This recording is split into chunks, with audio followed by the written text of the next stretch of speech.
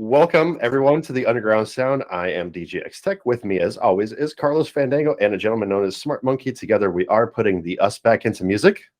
So please do like, subscribe, and share, and we'll find the music that you love to hear. And don't forget to press the little bell for the notifications of whenever Tom uploads a new Underground Sound video.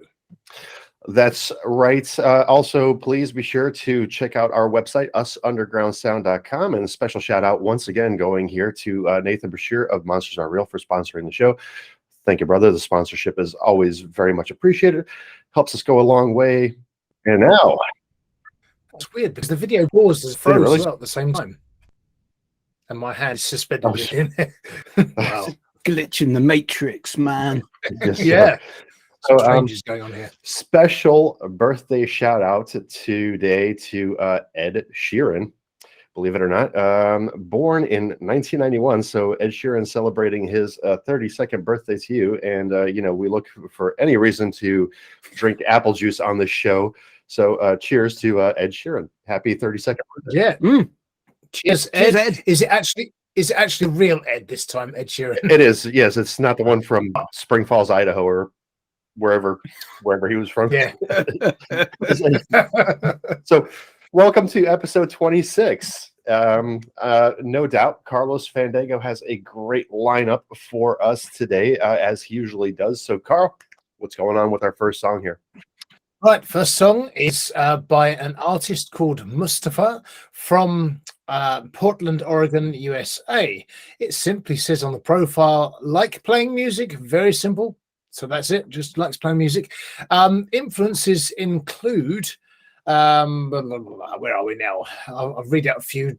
Leonard Cohen, interestingly, John Frusciante, Battles, Dub Trio, Mr. Bungle, Built to Spill, Primus, Butthole Surface, they've come up a couple of times.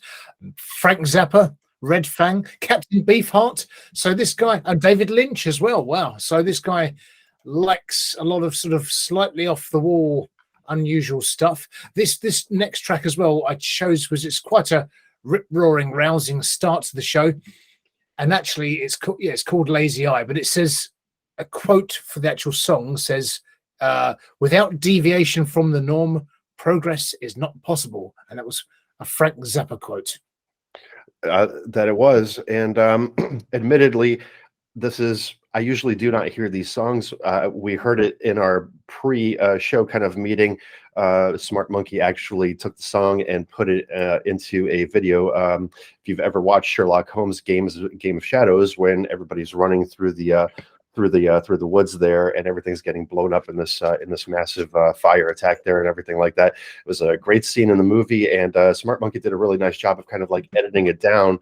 And you'll have to. Did you post that on YouTube or no? No, so it's on private at the moment because I don't know whether I've got any copyright issues or anything. I have no idea. Well, I mean, you'd know in the video description. Change it from private to unlisted. And then what I'll do is I'll put the link to it in the video description here below. And from what I'm looking at here, Mustapha with Lazy Eye, not bad stats: 196 plays, 16 saves, 349 fires, which annoys the shit out of me. So it's I know already that it's going to get a little bit more but for being posted 27 days ago, those aren't bad stats at all. So let's take a listen once again to Mustapha with Lazy Eye.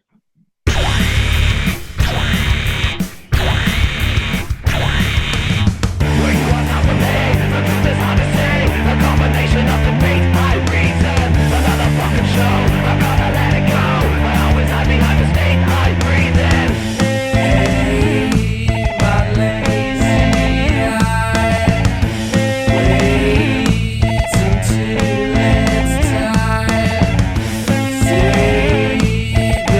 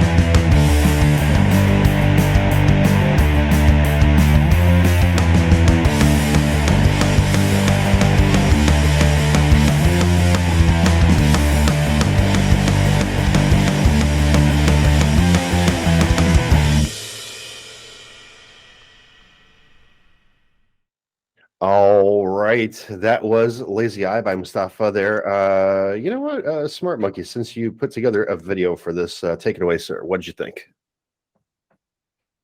Oh, your microphone. I haven't done that for a while, have I? No, that's true. Oh, Not since the last show. It's been a whole week. Yeah. No, I was just saying, very, very muffled and muted, that it was a blinder of an intro to the show. I mean, it's just a cracking track. I love that one. And actually, every time I hear it, it just gets better and better. I just love it. I know that he said one of his inspirations were Butthole Surfers, and I get Butthole Surfers when I hear that track. So they do a variety of different tracks, but some of their heavier tracks are very, very similar to that in some way. So, and I'm a big fan of theirs. So it's hitting on those levels as well. You know, it needs a bit of polishing up in the production side of it, but that rawness in some ways is resonating quite well with the track. But so I wouldn't go mad on it, wouldn't polish it too much, because I think it's all part of the edge of it. And as Tom was just saying, when I first heard this song, because I see things visually, I heard this track and immediately I thought, Guy Ritchie film.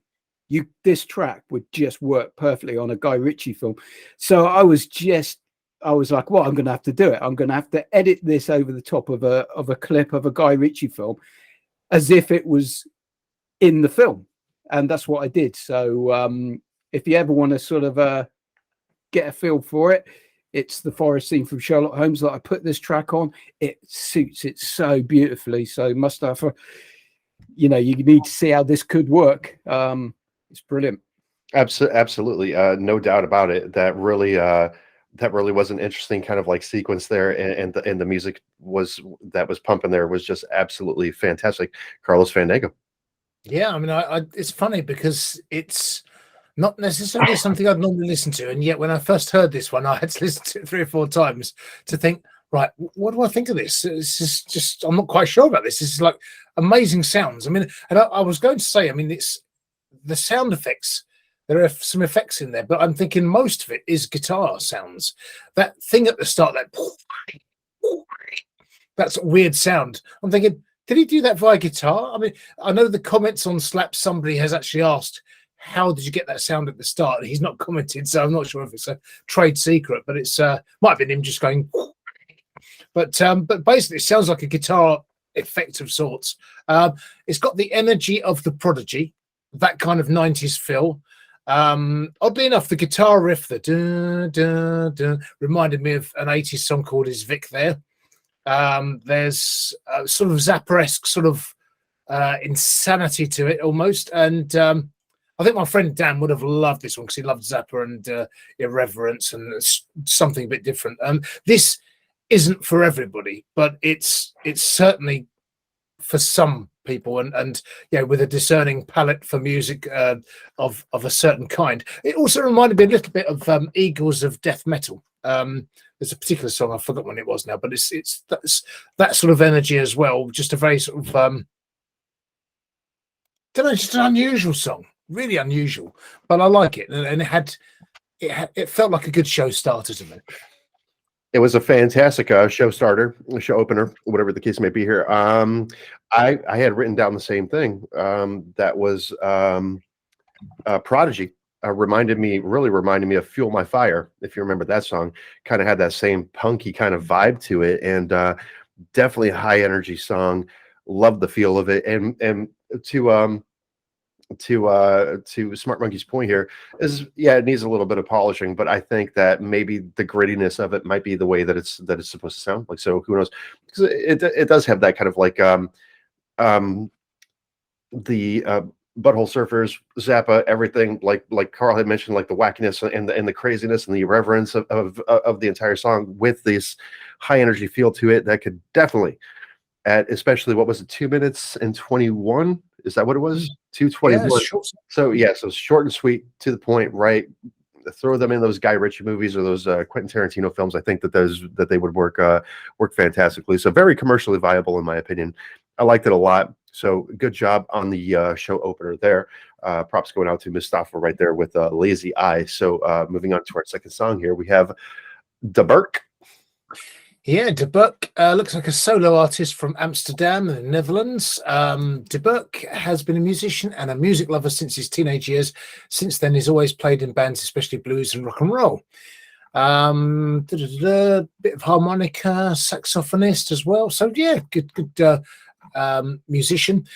Influences include Bob Dylan, Chuck Berry, Claude Debussy, Stevie Ray Vaughan, B.B. King, Eric Clapton, Muddy Waters, Buddy Guy, so lots of Van Morrison, John Mayall. So Fairport Convention, rock, blues, and so on and so forth, and folk. So this one, I think, if I remember, I don't remember much about it, but I do remember that it was, I think there was something Leonard Cohen-y folky about it that I quite liked. So can't remember much about it though. So it'd be quite a revelation to hear it, I think. All right. Well, 67 plays, 2 saves, 35 fires, posted 1 month ago. This will be its 68th play by the Underground Sound here. Enjoy Insomnia by dEBERk.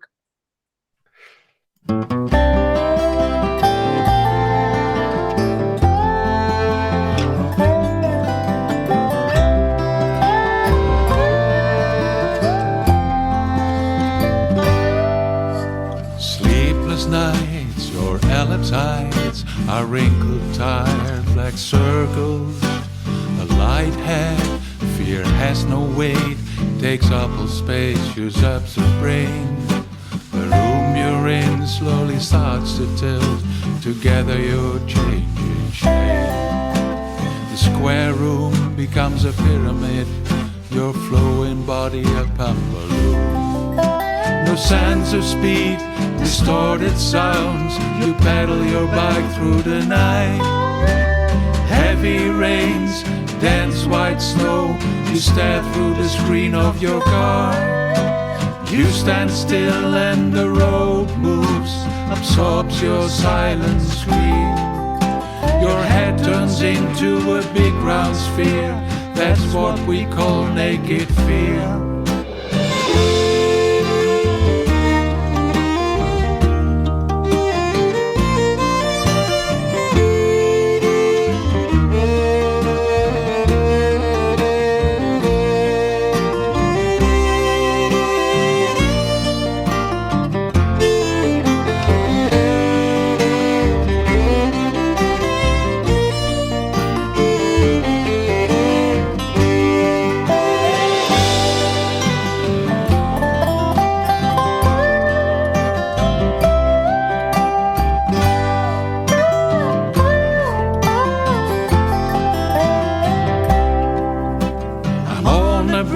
That is very high, the sky falls on me. I'm on the beach lying in the sand, there's a sinkhole one cannot see. I am the universe, it takes my breath, and nobody has a clue. Loose and deformed, fatigued and broke, going up in smoke. Already you feel you start to faint, become a picture without pain. You wish you were Fanno Léger's soldier with a pipe. A humanoid rhombohedron, a cubist version of myself. Should I stay, just resist it, be patient and persistent. Maybe I find someone, my friend, that's just a bit like me, who I can love and appreciate, a lover that's something good to be.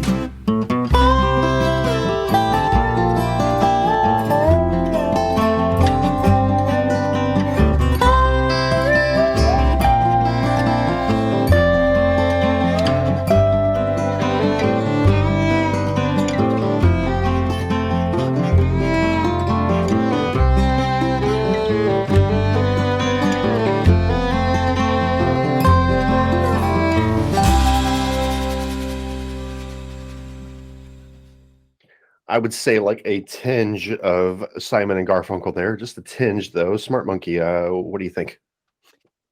Yeah, this one was an interesting one.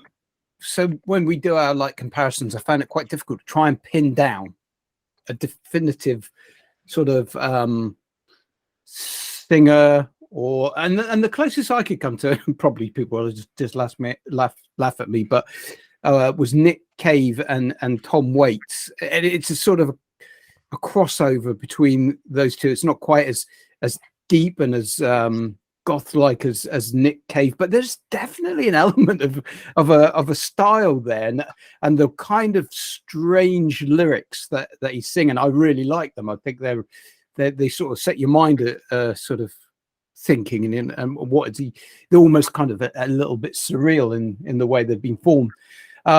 Definitely lovely sort of folk elements to it, and when that fiddle comes in, that sort of folk fiddle is just beautiful. I love that part. And so there's definitely that folk vibe coming through, and then that it's almost like Cajun in places, and yet Irish folk is almost again this blend of folk feel to it. So but it's one of those songs that, again, as you listen to it, you just warm to it more and more, and it gets better and better on each listen. So yeah, it's a good song. I like it. But then I like a lot of songs, don't I? So yeah, I was actually going to make a compilation clip, which was which songs does Smart Monkey not like? And it's like, oh, I like this one. I like this one. I like it. It goes through those phases right there. Carlos Fandango. Yeah, I hadn't picked up on the Nick Cave, and it was quite an obvious, and Tom Waits to a degree, but I think more Nick Cave. But no, for me, it was very specifically Leonard Cohen, mid-70s, New Skin for the Old Ceremony album, really good album. And I love the country folk feel to it. It's sort of got that dobro in there. Well, I think it's dobro. It sounds like a dobro, as well as the fiddle. And I know Tom loves a good fiddle every now and then. So usually in the break times, and when he says he's going to have a fag. And the square, but the lines, like you say, the square room becomes a pyramid, and your head turns into a big sphere. That's what we call naked fear. It's like, oh, wow, lovely, fantastic lyrics. So just evocative, and I mean, for someone like Rob, and if you're that kind of person listening to that sort of music, where you, like me as well, you sort of see the music and you get lots of images, and that kind of song with lots of imagery in it is fantastic. I love those kind of lyrics that make you sort of think, what does he mean by that? And it can mean anything. But I like the high octave support vocal that comes in on the sort of chorusy bits, and which sounds like a female vocal, but it's actually probably him singing higher. It sounds like his voice in a higher octave, but it's got that sort of feminine quality to it. I think that was all the main comments really that I had there, other than to say, I forgot to say, Tom, on that previous song, it was, what was it, 349 or something, or whatever it was. I forgot to tell you that I'd actually pressed 1 before you started rounding up to 360, so I think it might be on 361. Thank you for that, Carlos Fandango. As usual. If you refresh it, just trying to ruin my day here. I think we should clarify that fag means cigarette in England. So, oh, that's true. Yes, let's get that out of the way before anything here becomes sensitive content. Yeah, and same with the show is fag butts. And the show is unpromotable at that point. So, my goodness. Okay, so my thing is like listening, having been grown up in the United States. My go-to for this kind of music, I'm always going to think of like John Denver and Willie Nelson. It just has this classic Americana vibe to it. The lyrics were kind of let's say hypnotizing, for lack of a better word, and I was kind of like drawn into the song, where I kind of like had to start taking notes like in the middle of it. I really did enjoy it. I think it was a banjo. It sounded like it was a banjo. There was a banjo kind of like slick solo in there and everything like that, where it was kind of like finger plucked, and it sounded really nice. So I'm going to say really good song overall. I mean, no beef with it whatsoever. Once again, especially because of the the name of it, Insomnia, and it does have that kind of like hypnotizing factor to it, where you really get drawn into the song. Is very, very relaxing and very calming. So nice job there, dEBERk from Amsterdam. Yeah, really good. Really Good liked. stuff. Very nice stuff. I've forgotten how good that one was. I love it. Love it. And now we come to the Purple Ball of Destiny. Yes, of course. And the owl hasn't woken up yet, so we'll worry about that later and get Owl up out of its deep slumber. Oh, it twists right round you. That's fine. And here's the bowl, of course. Here's the. Ta-da! What the hell? That's a red bowl. Does it look red there? It's pink here. But really, the bowl's there, you see. Okay. It's all just a big ruse to get you scared and just build the tension.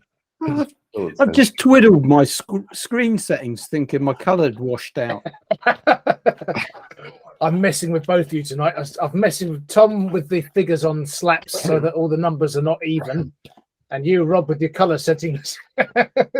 Here's the purple bowl. I should have said blue bowl. Right, okay, so I'm going to swizzle them round, if that's the right word.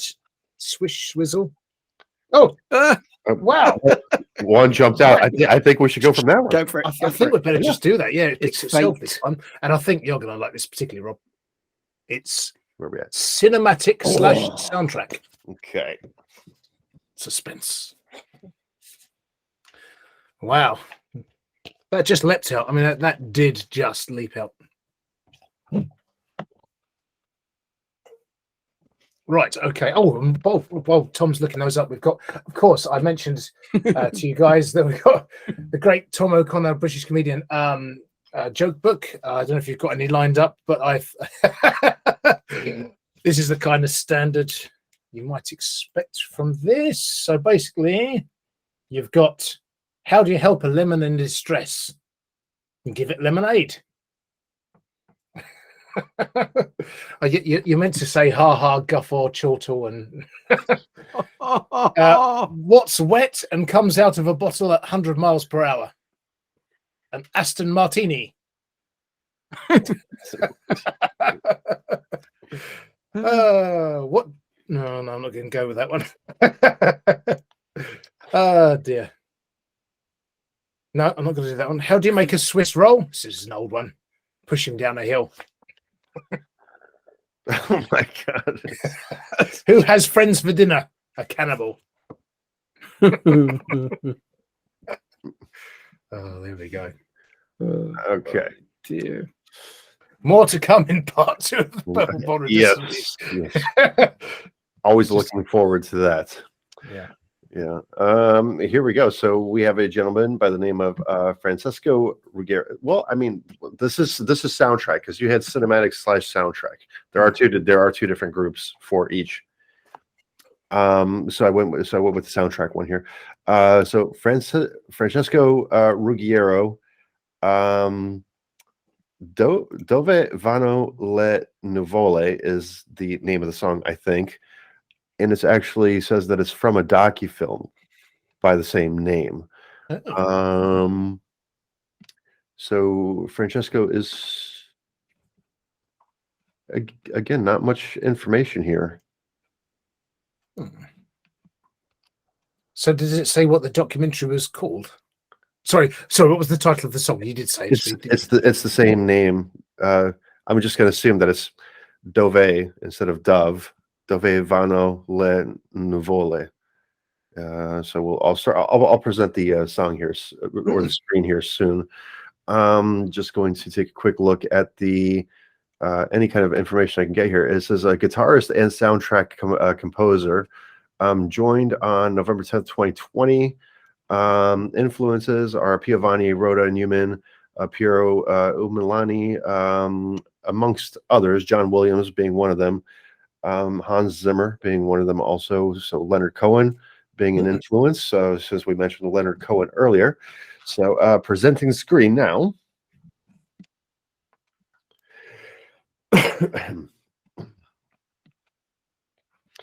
The newest song up on Slaps, just posted just 3 hours ago. Only 3 fires with 8 plays at the moment. This will be its 9th, and probably round that up to a nice 10. Carl. Okay. Okay. So here we go. Enjoy the purple bowl of choice here, since this literally leapt out of the bowl.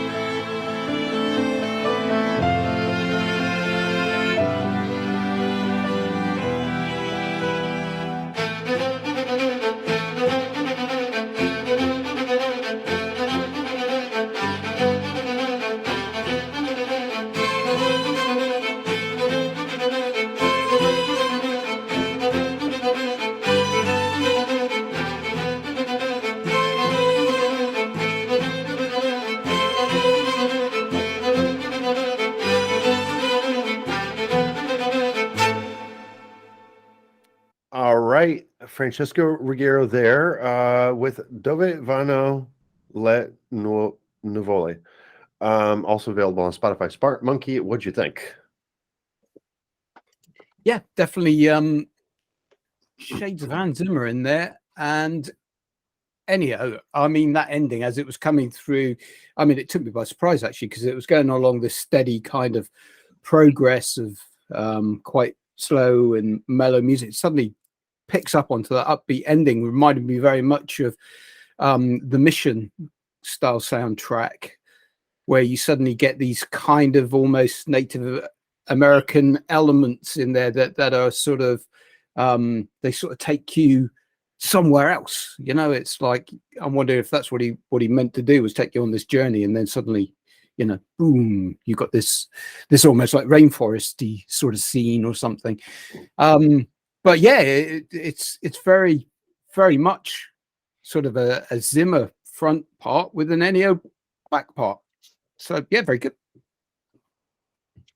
Okay, I'm trying to look up the translation for this here right now. I've messaged it to you, but it's Where the Clouds Go. Yes, yeah, I figured that. Yeah, so okay, so Carlos Fandango, your take here. So I think at the end that might be, well, it depends what the video. I mean, it's a very specific piece, particularly with that end kick.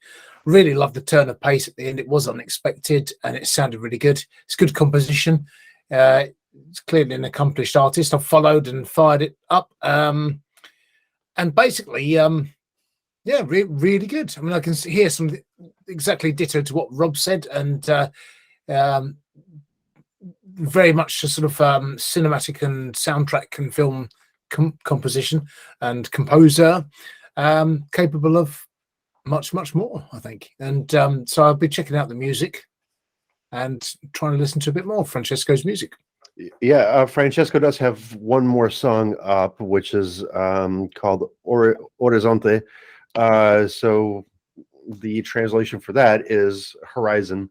So obviously this was in the same documentary or docufilm as it's called. But yeah, I think that it was a nice piece of work. I think it was very, very professionally done. You know, the when we were when we finally built up to the kind of like climax and the ending there, you could definitely hear more of the guitar strumming in the back sequence of the song and everything like that. So I think that was very clever, adding that guitar into into this kind of like classical composition.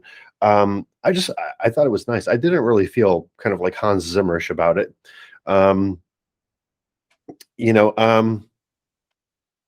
It was just a really nice piece of classical music is really what I can say about it. I don't really have many people to compare it to or kind of like give a solid comparison, but I definitely didn't hear the Hans Zimmer aspect of it. But unless we're going to be talking about like the little piccolo that's going on there and everything like that, maybe I think it's a piccolo. I don't know. I don't know everything. I don't have all the answers, but I still think that it was a lovely song and it was well produced. And so very nicely done. Good job. Yes. And moving on to our fourth scheduled song, Pavlo Kondratyuk. Yes, and the artist's name is Zoriane Misto. So I don't know if that's the...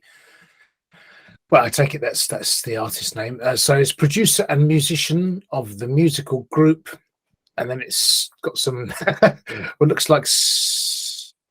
Actually, I'm trying to think where this person's from. Actually, but looks like from Russia, Ukraine, or somewhere. So, well, it does say that the song is in the Ukrainian language.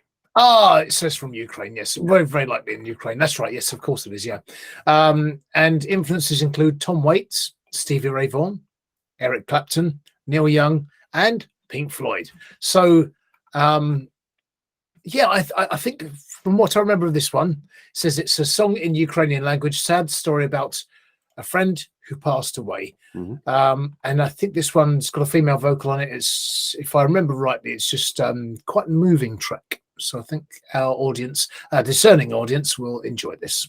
Well, we shall obviously check it out. I'm now wondering, because of what recently happened with the Ranji interview, I'm wondering if between you using slang for cigarette and this gentleman being from the Ukraine, if we're going to end up in the same situation where we can't promote the show. Well, Susie did say when I said the other day, didn't I? I messaged and said, well, as soon as we heard about that YouTube of, sort of, well, not banned it as such, but just did whatever they've done to it. That video said it was some sensitive information. She said, "I bet it's something you've said." So, yeah, I have a bit of a track record by the sound of it. Well, we'll figure it out as we go along here. But for right now, Zoriane Misto with Viter or Viter. I would assume Viter. Kind of Slavic language there, pronunciations and everything like that. So 18 days ago, 29 plays, 2 saves, 57 fires. Could be better. This will be the 30th play for it right now. Enjoy.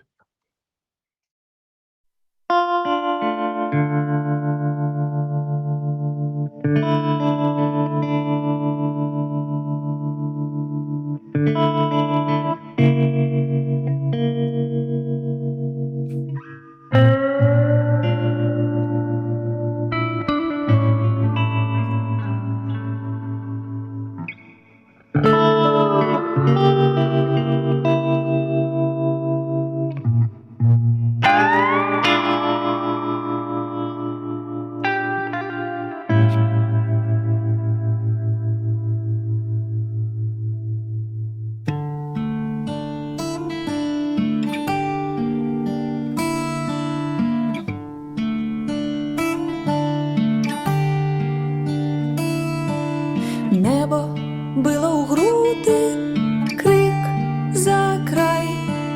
Як без тебе я буду, не питай. Ти така красива, дихаю щосили я. Ти сумна мелодія, хто натягує струни поміж двох світів. Біль холодним струмом до зірок злетів.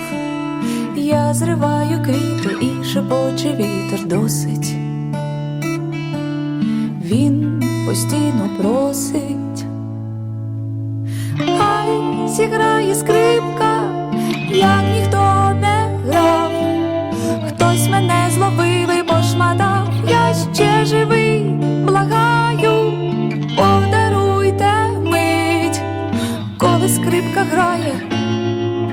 болить.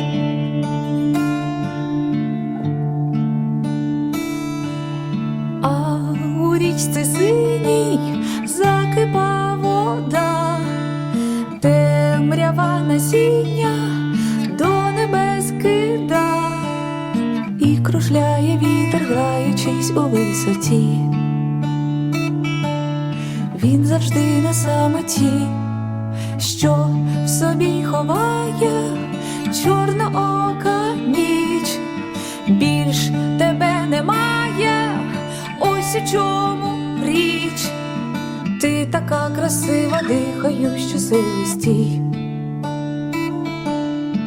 Зі мною вітер твій. Хай зіграє скрипка, як ніхто не грав. Хтось мене зловив і пошматав. Я ще живий, благаю, подаруйте мить. Коли скрипка грає, не болить. Хай зіграє скрипка, як ніхто не грав. Хтось мене зловив і пошматав. Я ще живий, благаю, подаруйте мить. Коли скрипка грає, не болить.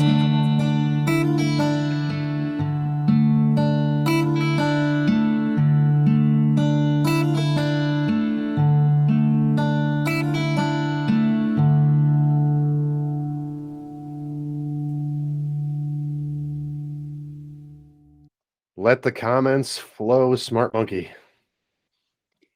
Yeah, okay. So I noticed it was down as pop. I wouldn't have necessarily put it under the pop category. To me, it's like an acoustic folk song for sure. It's beautifully simple. I mean, you know, it is basically guitar and vocals. The vocals shine; they're very good. Well, so is the guitar. To be honest, both parts are equally well performed. It's clean, it's crisp. The sound is very good. I mean, at the moment through this setup we got here at the moment, it was lacking a bit of the finesse that I heard when I heard it on the speakers earlier today. And on my speakers, the only criticism I would say was that the guitar was just a little bit too high for me, in that it was competing at points with the vocals, only a little bit. So I just pull it down tiny little bit. But other than that, you know, it's a really good song, really well produced, beautiful vocals. Yeah, nice folk song. I do feel like I'm missing a lot by not knowing what the lyrics are. I'm sure there's a power behind those lyrics, and it'd be great to know what they were. So I'll have to go and find some way of translating it. But yeah, good song. Great one indeed. Carlos Fandango. Viter apparently translates as wind. So yeah, I was going to say, yeah, again, it's folk song is the apt description, because it is very very much folk song, although it does actually start in the same way, a curious way actually, because it's sets the scene nicely with the electric guitar with that effect on, because it's a bit like Nancy Sinatra's Bang Bang My Baby Shot Me Down at the start, which is a very sort of somber, unusual song, really unusual for its time as well. But again, yes, with the lyrical translation, it would be beneficial to hear what's being said. That said, because the vocal's so beautiful and the song is so simple with the guitar and vocal only, sometimes those simple songs are the ones that hit the hardest. And her voice, there's something in it that really hits deep down in your soul. Yeah. In the same way that, although it's a completely different type of track, there's a gold disc that went out into space on the Voyager spacecraft, and there's a track on there by Bulgarian singer, it's Valia Balkanska, and this is just, I mean, some people would hear it and probably think it's just noisy, but it just hits you so deeply, because her voice just gets you right in the center of your soul, kind of thing. It's just incredible. And I think she's got that kind of thing, because she's such a sort of sweet sounding voice. It's like something that would be played on a sort of historical war film set in World War II or something, you know, and about some sort of tragedy or something. So I think, it's definitely got its uses, and I think it's something that should be shared because I think it would connect with people. Yeah, absolutely. So we talked about it before, mentioned, I should say, before, Simon and Garfunkel, Sound of Silence. I think let's talk about her voice first, is because this is the one thing that really captivated me was her voice. And I agree with both of you that listen, like the guitar could be toned down just a tad, but for what the song is, it's a solo performance of a guitar and a vocal, right? But especially like halfway through the song when she did that, I wish she really like went up there and raised the octave of her voice. It was just absolutely fantastic. And I think that this song has a place in history, right? Whether it stays in Ukraine and becomes a very popular, Ukrainian and folk song, or it makes it, kind of like worldwide and is shared as a kind of like worldwide folk song.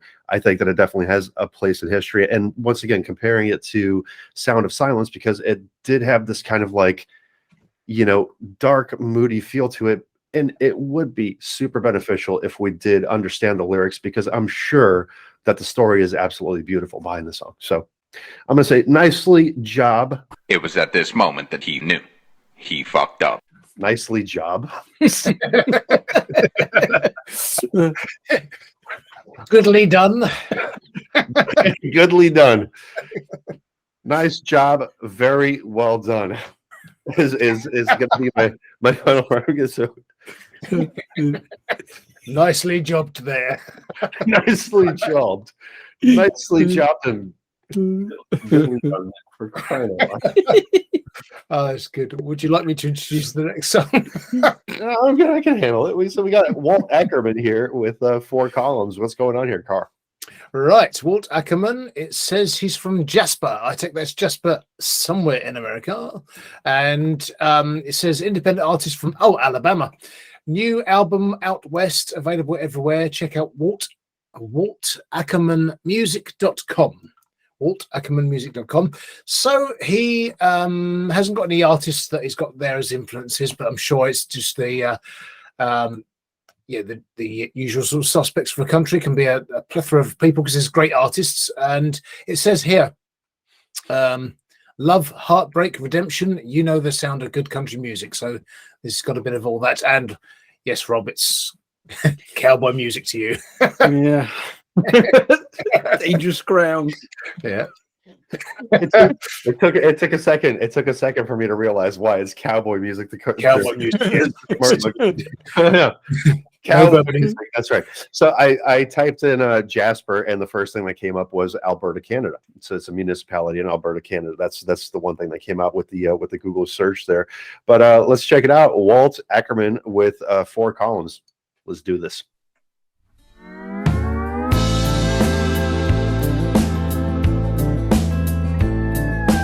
Sun beats down like pouring rain. This love of mine is driving me insane. Got a real big house and a real small heart, and it don't take much to tear them apart.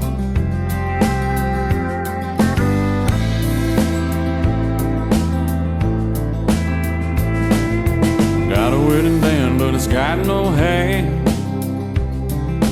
Love's dried up, there's drought in this land. Hell hath no fury like a woman scorned, and my woman's been hell since she was born. Got 4 columns and a broken heart. Started at the top cause we didn't know to stop. And time stands still cause the clock was bad. I can see the time passing through your head, and loving me in bitter easy times, and loving you was all you'd ask. Stay with me, don't let it fall apart. We got 4 columns in a broken heart.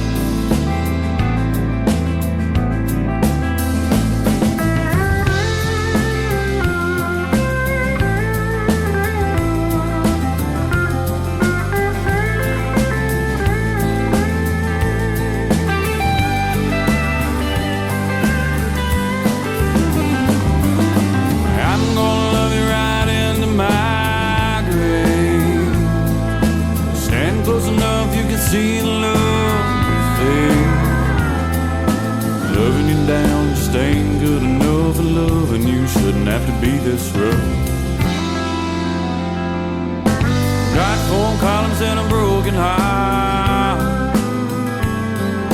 Started at the top cause we didn't know to stop. Time stands still cause the clock was bad. I can see the time passing through your head. And loving me ain't been an easy task. And loving you was all you'd ask. Stay with me and let it fall apart. Got 4 columns and a broken heart. Got 4 columns and they're tearing us apart. Got 4 columns and a broken heart. Got 4 columns and they're tearing us apart.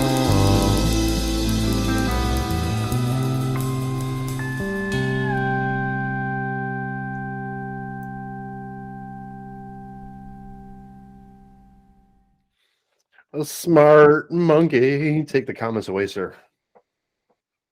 You really want to risk this? Okay. Remember, cowboy music. Cowboy music. Yeah, it has a really good cowboy music feel to it. There's a bit of a theme going on here with cowboy music and folk. I think this show, I don't know what it is. There seems to be quite a few different or quite a few songs with common elements here. Yeah, it's really good. It's really got that cowboy feel. I feel terrible just by calling it cowboy music, but it's safer that way. It is safer. It's got that cowboy feel to it. Well, most people call it country music, but you know, we've been down that road before. Yes, we have indeed. Most people can't say that, but unfortunately, I seem to have a speech impediment there. It's called Tourette's. For whatever reason, it's 2 syllables for. I'm gonna have to mold them into one smoke. Yeah, and his vocals are just great. They're deep, soothing tonal qualities that you get from that kind of genre of music. And I've said it before, I don't listen to enough of that style of music. Almost said it. That style of music, and I do really enjoy it. And again, if I sort of was to compare it to something, usually visually, I mean, to me, it took me to A Star Is Born from like Bradley Cooper's character and what he was playing, and I was like almost like thinking, oh yeah, it's an element of that, but very easy on the ear, good production qualities, and a really good solid track of that genre. I managed to avoid saying it well, didn't I? Yes. You are avoiding the genre perfectly, like Carlos Fandango. Well, I'm going to keep picking a track every week. You have picked. But then I suppose you could try and sort of, I suppose maybe just put the emphasis on the tree. Maybe I don't know. That'd be worse. Country. So basically, right, okay. So yeah. So firstly, good solid production, really good. Wouldn't change a thing about it. Really. You know, it's vocally, it's somewhere between Garth Brooks and Don Williams in this timbre and tone. It's got that sort of proper country twang, but also the deepness and richness of the Don Williams voice. Pedal steel guitar in it is lovely. Just that sort of sliding. That's one of my favorite things about country music is that's it's almost a Hawaiian feel, of course, with the pedal steel guitar, but it's just lovely. It's got a good country voice, good production, nice head nodding rhythm. It's a sort of reflective, thoughtful drive home from work or something kind of song. A modest and brief guitar solo, but it doesn't need much more than that. It was just a nice fill at the end of a sort of break before the end of the song sort of is driven home. And I like that chorus as well. got 4 columns and a broken heart, and all that kind of thing, because it's just as it stays in your head. And there's something about that phrase. And again, you know, with people out there, you know, if you're a musician and you're writing songs, yeah, look for those things that sound good. I mean, McCartney does it a lot. You know, he'll take a phrase that doesn't actually mean much, but it sounds good. And sometimes that's the thing. It's just getting something that's memorable that sounds good. If it means something, great, but that does mean something. But it's just that it's a good sentence, it's a good phrase, and it stays in your head, and that's really good, having a memorable line in a song. I really liked it. Really good. I agree. So this is one of those songs where I wish I had a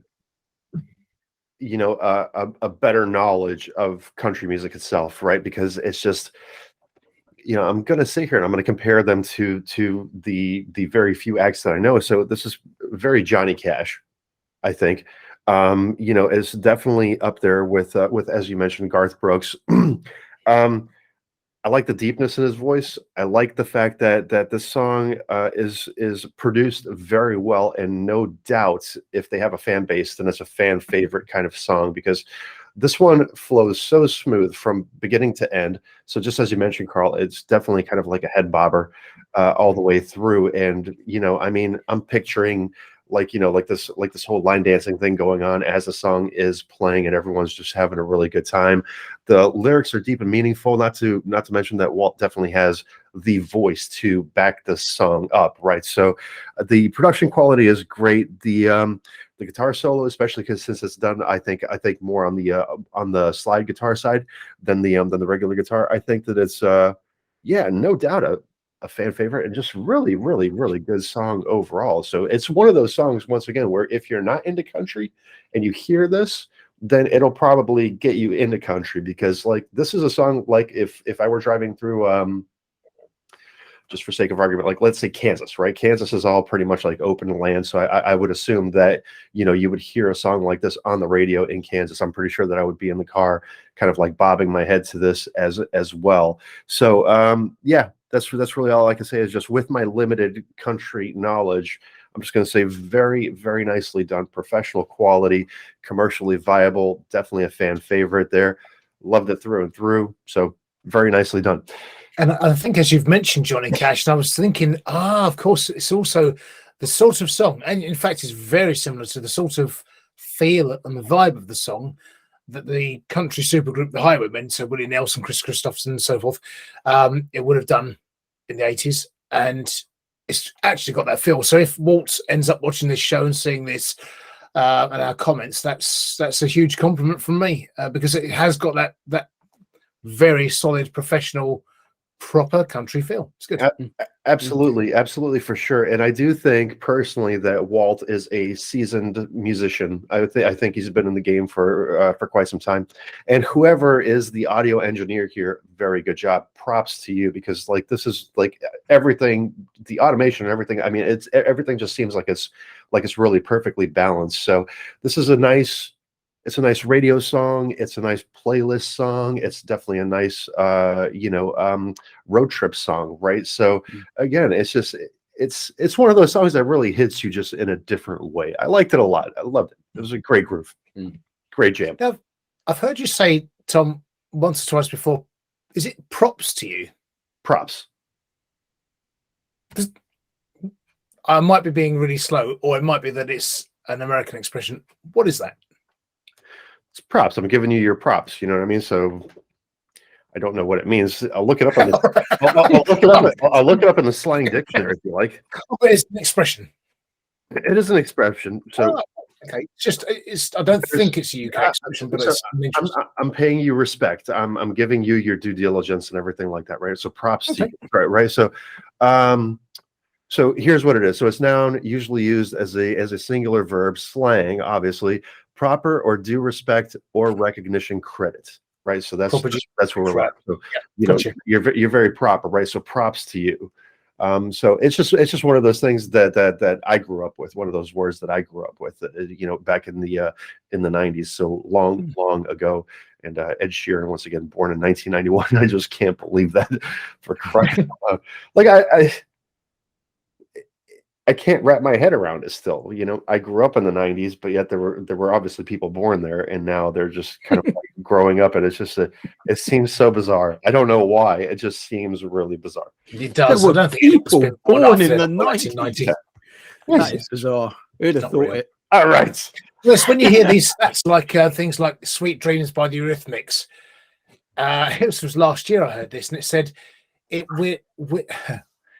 the Sweet Dreams by the Eurythmics is closer to World War II than it is to us now.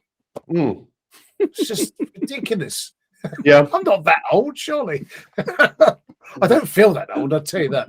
we are. We've got a nice, 5 progression going on here: 45, 50, and 55. So it's just, I still can't believe Rob's 55. I still can't believe Russ Palladino either. It's just like, oh my god. Because Russ was what? Russ is 65, right? I think so, actually. Yeah, it's around that. Yeah. Yeah. How much fire did you give that one? Because I gave it some more fire just then. Oh my god. 17. It's Oh, I you just gave it- refreshed it. It's on 21. Yeah, there I'm we so go. sorry. I gave it another I'm- one. Genuinely so sorry. Just stop. From the heart, I am really. No, you are not. You just That's so you lost sincere. my phone on that. So, the Underground Sound. Going to take our 5-minute break here. A longer break. It will be completely seamless to you. Once again, all you have to do is watch the pen. And welcome back to the second half of the Underground Sound. With me is Carlos Fandango and Smart Monkey. Together, we are putting the us back into the music.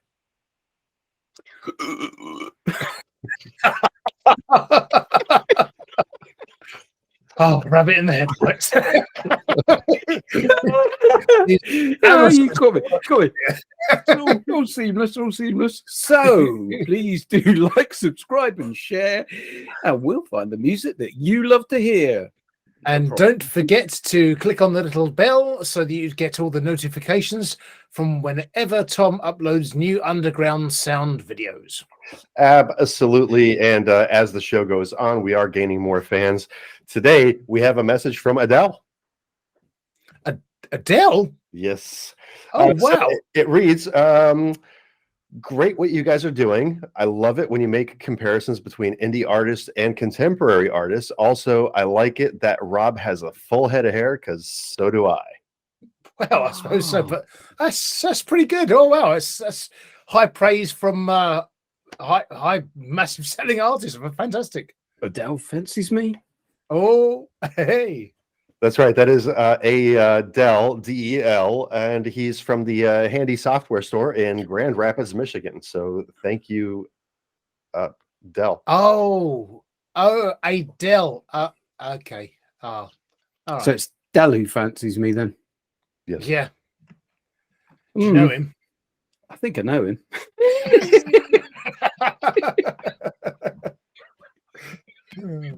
I love it. All right. I think we're getting better at that. Anything's better than last week. Maybe we're not. Moving on to song number 6 here on the Underground Sound. This fabulous 17th day of February 2023, episode 26 is where we're at today, and we have the Napiers. All about you? Napiers. I'd say, yeah. Napiers. I see that it says at Terry Napier. So I'm guessing maybe looking at the, because it's got kind of emoji thing, avatar things, and it looks like it's a duo. It says home recording enthusiast from Ecosse, UK, so Scotland.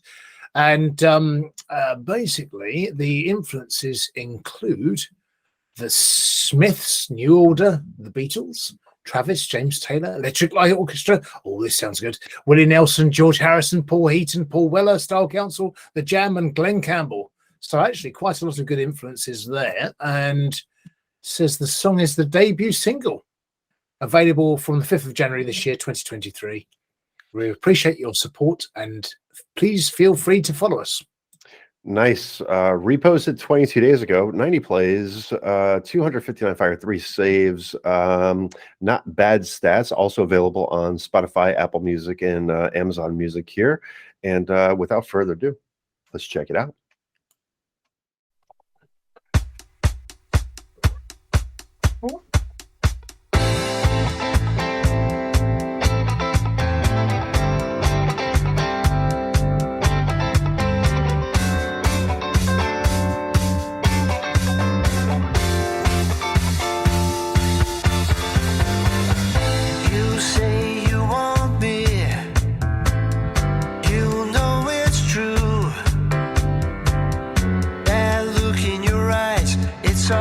about you.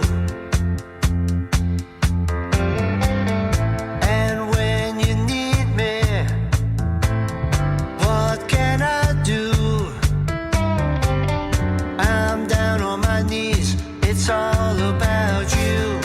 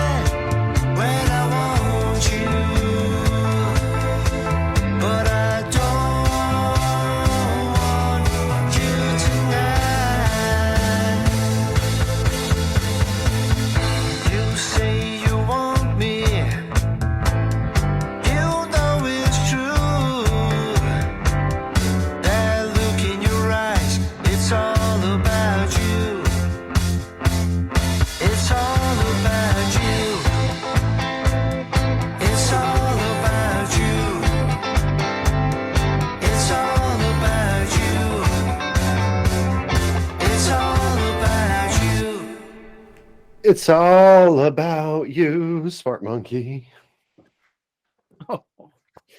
Oh, you shouldn't have.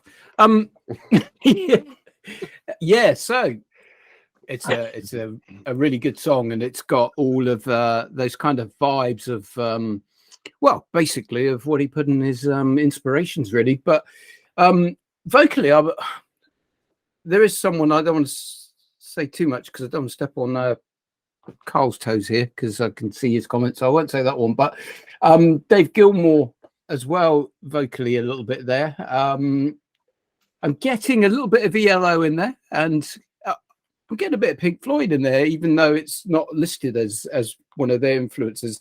It's all of that era. The song is definitely of all of that kind of era, and you know, it has that feel and vibe about it. Those dreamy layered harmonies that he's done there are just so lush and nice. I'm really liking those. It's got that retro vibe. Production needs a little work. I was finding that some of the top ends were clipping when no matter what I listened to it on, it was clipping just on the top ends a little bit. So just needs a little bit of work on those top ends in my opinion. But other than that, it's a really good song, really nice construction, really good pace through it. Really enjoyable, real foot tapper. Foot tapper, head bopper, indeed. Carlos Fandango. Yeah, you're welcome to say it's fine. Say Jerry Rafferty if it sounds like it. Just say it like you see it, and that's exactly the thing. The vocally, there's a couple of things, but predominantly, I mean, they're Scottish anyway. So is Jerry Rafferty, and I think I feel like that's an influence there because Yeah. vocally, that's just sounds like Jerry Rafferty does disco. Basically, that's really good. Love it. But it's kind of it's a hybrid of pop rock disco sort of fusion. Starts off with Sister Sledge Lost in Music type of funky guitar playing. Then it builds up into sort of like an ELO strings arrangement type thing, and the arrangement of the song. You've got a bass line, and I think that's where the Pink Floyd thing's coming in. It's a kind of almost another brick in the wall bass line thing going on. It's possibly the Eagles. I can hear it's almost from something. There's a ABBA song, Under Attack, that also uses that bass line, or similar to it. So it's all got that fusion of that era, that early 80s era of stuff. It's a home production. You can hear that kind of thing, but it is catchy as hell on the chorus. I really like that one. I think the one critique I would say from a production stance, apart from a bit more polish, is also it was a bit quiet as well when you hear it compared to most of the other tracks on Slaps. So I would just increase the volume slightly and make sure that on the limiter, you are sort of pushing 2 dBs to 3 dBs above the limiter here and there, so you know it's in the right sort of area. But that would be my only main critique, apart from the polish. I enjoyed it the way that it was. So maybe pushing it the 2 or 3 decibels, above. Maybe that's what Rob was talking about, the clipping. I thought, honestly, when the song started off, and I'm going to go to one of the people that you like to mention, was Leonard Cohen, the song Everybody Knows. So I really heard that like at the beginning of it, with the bass line. But I do get what you're saying, is how it melds into being like this kind of like Pink Floydish type of song.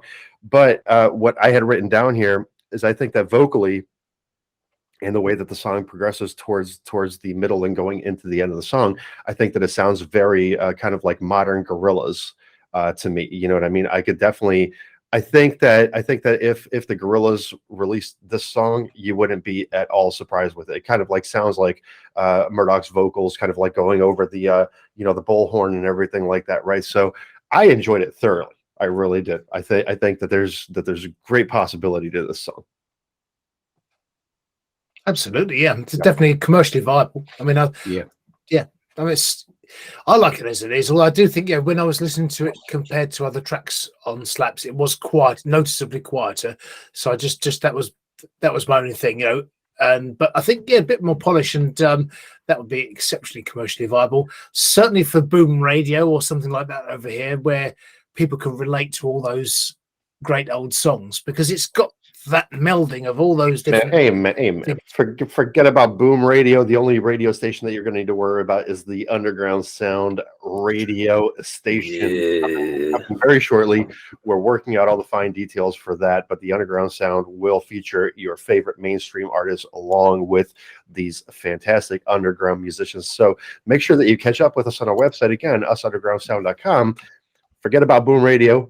What Carlos was just talking about there, forget about Boom Radio, head on to Underground Sound and wait for the Underground Sound radio station to get popping. And moving on to our track number 7 here, we have Randy Tyau. I think so. Randy Tyau. I think so. It's from Centralia. WA. That's got to be where's WA in the USA? That's Washington. Oh, Washington, of course.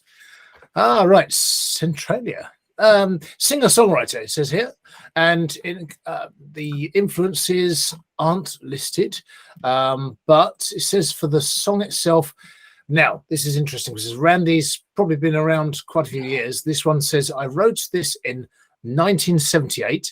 I didn't have much money at the time, when he was 20, so I wrote her this song, which is a nice thing to do. It's a very personal thing. So it's well, hopefully you'll enjoy it. I mean, I think I'm one of the few people that's actually saved it, but I thought it was quite a good song.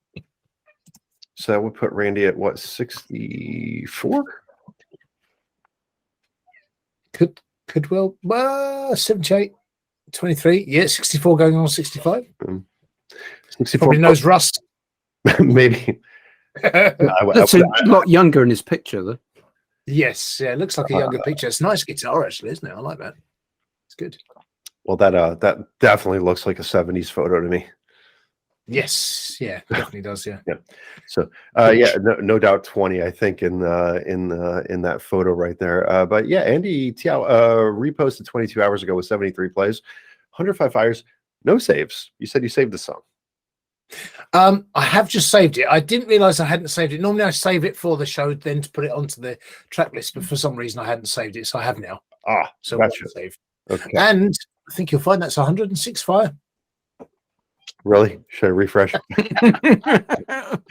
Maybe 107. Okay. Who knows how many I'm going to put on it? Who knows what'll happen by the end of the song, right?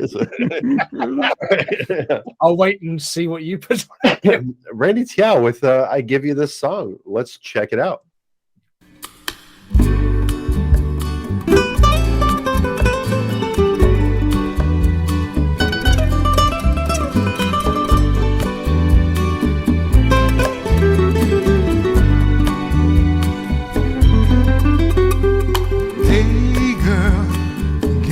Many things, you smile with me, you laugh with me, you hold me. Take away the loneliness from my heart. Really love your company. But I don't drive a bright and fancy Cadillac. Don't have any money to buy good cognac. But I can give you something special. Give you the song. La la la la la la. La la la la la. Well, you know, girl, hope I'll always see you smiling. It's a beautiful sight to see. Try and give you all the things that you want. Make us a guarantee, can't you see? That I don't drive a bright and fancy Cadillac. Don't have any money to buy good cognac. But I can give you something special. I'll give you the song. La la la la la. I'll give you the song. La la la la la. So babe, please listen to your song. Wrote it with love. Would you please sing along? La la la la. 'Cause I wrote you this song. Yeah. La la la la la. La la la la la.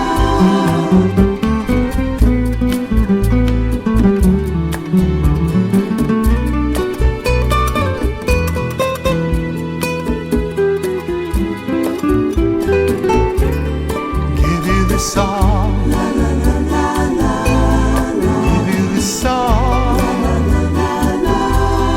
Give you this song. La la la la la. Give you this song. La la la la. Give you this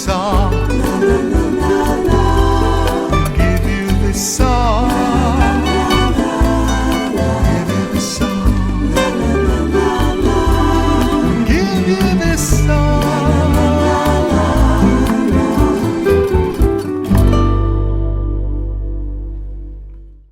Smart Monkey, how do you feel?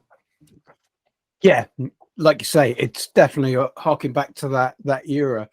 That kind of style that he's got to his voice, that sort of low and sultry sort of singing style, almost like a crooner style. It's got that really good feeling that just takes you right back. And I know that he wrote it around that era, so we shouldn't be necessarily too surprised. But when you listen to the lyrics, they're full of that kind of eras of love song, and it's really quite endearing to hear that. It's a nice love song. And when you think that he wrote it as a gift, I mean, these are the sort of gifts that are amazing, really. It's a song, it's something he's created, and it's a great gift. So I really like the line, "I don't have any money to buy a good cognac." I love that. It just sort of Exactly what I've written down there. yeah, it just resonates with me so well. It's just brilliant. So yeah, I mean, it's a really nice song, and it just fills you full of that kind of era of joy that you got from those sort of songs back then. And you're right, Tom. It is like a Bacharach song to a certain extent, you know. So just to get back on that point real quick. So looks like this was February 9th. I may be wrong because the timestamps aren't completely accurate. But Burt Bacharach did die at the age of 94, and he also did have 73 top 40 hits. So just wanted to mention that again, just because I was going to mention it at the top of the show, but this is exactly what we were talking about earlier, where the messages get so lost into everything that we're talking about. So Carlos Fandango, let me know your thoughts, sir. Yeah, I take on board the Burt Bacharach and Hal David, because obviously as a lyricist, that's the kind of lyric that Hal David might have just come up with to Burt Bacharach's lovely song. So that's exactly the line I picked up on. And don't have any money to buy a nice cognac is just, it's not only endearing and nice, but it dates it specifically to that sort of era. It was almost like saying I don't have any money to buy a nice baby sham or something, because it's a product that cognac that was popular then, not so much now. But it's jazz tinged, a warm 70s feel production, and it just goes to show. I mean, I've got songs that are sort of 35 years old now and all that kind of thing, 36 years old, and you've got Ranjit that had written songs years and years ago that we interviewed recently, and he's finally recording some of these songs that have been written years ago, and this is so wonderful to have it in exactly the style that he probably envisaged it would be at the time, and always wanted to record it as such, and has finally done it. So hats off to him for doing this. I love the female backing vocals, la la la la la. Just again puts it right in that late 70s era, a sort of Barry Manilow ballad type place, Bermuda Triangle type thing, and acoustic guitar solo, lovely, really nice. Again, slightly jazz tinged, beautiful solo. Vocally, very. There's quite a few vocalists and singers that this would fit the bill for, but for me, Dr. Hook, Dennis LeCorrier would be the vocalist that it's closest to, and the sort of style that they could easily sort of slip into on a more sort of jazz tinged recording session. So, thumbs up, big thumbs up from me. Yeah, it's funny you say about the production quality. I was quite surprised because it has a really good warmth that kind of 70s production had, that kind of almost that Valve warmth to it. And it I don't know if has he reproduced it recently, or is it something that he recorded a long time back in a studio? I don't know, but I mean it's got that 70s production style. It's really good. It is, but the logic I'm applying to it is that if he didn't have any money to do anything for his girlfriend at the time, he gave the song and wrote the song instead, but obviously wouldn't have had the money to record it, I would presume. So I'm thinking now it's finally been recorded, because it's good. It's it sounds like it's setting the time. So I think he's always envisaged and heard how it should be, and has finally recorded it in that style. I tried to record in a sort of style that capture a certain production style each time I record, and so it can be done. And whilst there can be digital recordings, it has got a warmth of an analog recording of the late 70s. Yes, absolutely. I absolutely agree with you. First thing I thought is definitely a 70s vibe, and his voice is great, isn't it? I really think that his voice really stands out. So one of the comments, the comment that I put there, if you missed it, was this is very kind of like Tom Jones, kind of like a vibe to it, right? So you could definitely see this being like kind of like you had mentioned, Rob, there being like a crooner in Las Vegas, or you could also picture this like, let's say you're on vacation in Hawaii and you're sitting there in front of a bonfire and there's hula girls dancing and everything like that, right? So very chill, relaxed vibe to this song, but ultimately very enjoyable, very listenable, so very, very nice, very nice. I mean, it used to be a love scene or something in a late 70s, early 80s film. Yeah, From love scene, I mean, the picture. Like a beach love scene or something, like a romantic love scene, rather than, other things. And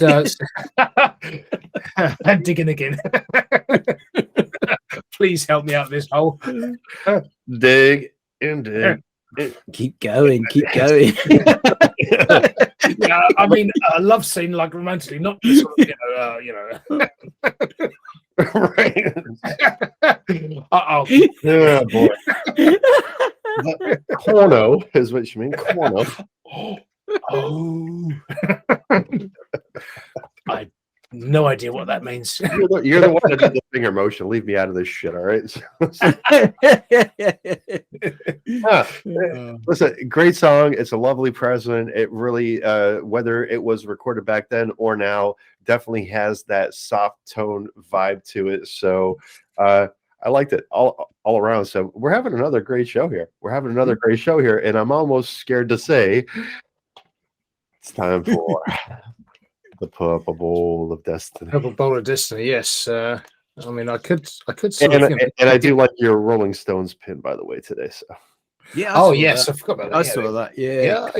Trying to do one each week, and let's have a little look now. I just wondered if the owl could just perhaps choose one for us.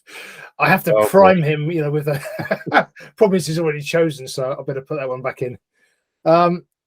Yeah, might have to have a bit of assistance here. I think it can be done though. Well, if you want Al to do it. Come on, you can do it. Oh, come on. It did a minute ago. Yeah. Oh, look. Oh, yes. Bravo. Right. Bravo, Al. Sorry. That's weird. Okay. There's something about that one. Right. Okay. Bear with me. We've not had this category before. Blues. The category of bird song he pulled out. It's really good. Well, what's it going to be, Al? It's going to be an owl of approval, owl of scowl, or owl of just indifference. So I don't know. We shall find out. Blues. Oh, did you have any jokes lined up? I got one if you want. I'll do one. So I went to the pet store the other day and I bought a dog for $500. I thought I'd do bucks to keep the American slant. Let's see. Good, wasn't it? You like that? $500. It's quite expensive. I hadn't planned to spend that much on a dog, but the storekeeper told me I'd bought a breed of magic dog. A breed of magic dog. I said, really? Well, yeah. What sort of breed was that then? He said it's a Labracadabrador. Labracadabra. Oh. My God. That joke was long and so not worth it. They're always the best. The long ones that aren't worth it are always the best.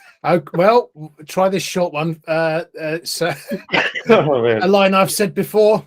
It's what's round, white, and giggles? A tickled onion. I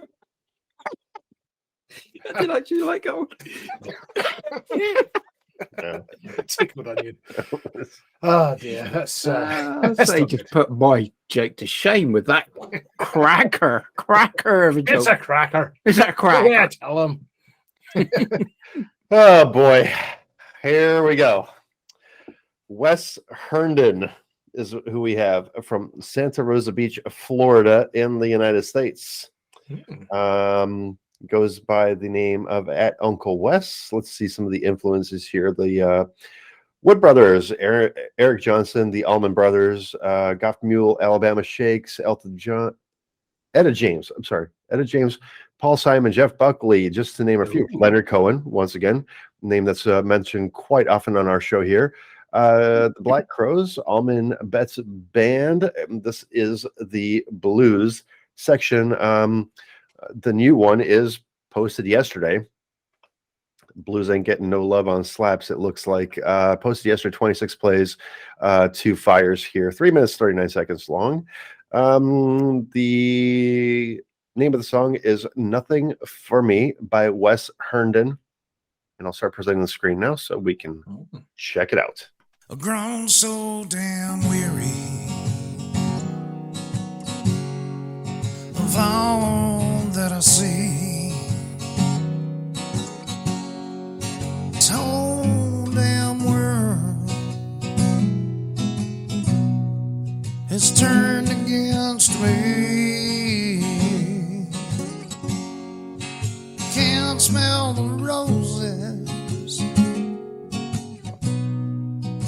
Sure can see the trees have grown so damn tired of being ignored. Are you even listening? Does it strike a chord? I want you to hear me, and I want so much more. This whole world, this whole wide world ain't got nothing, no, nothing, nothing for me.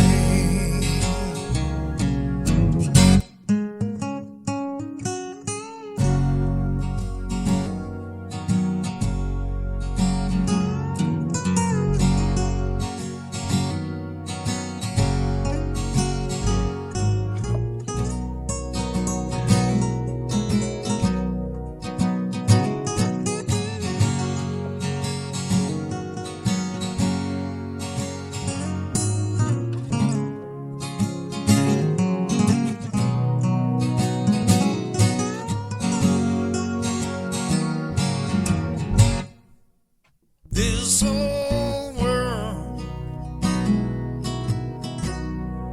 this whole wide world ain't got nothing, no, nothing, nothing for me.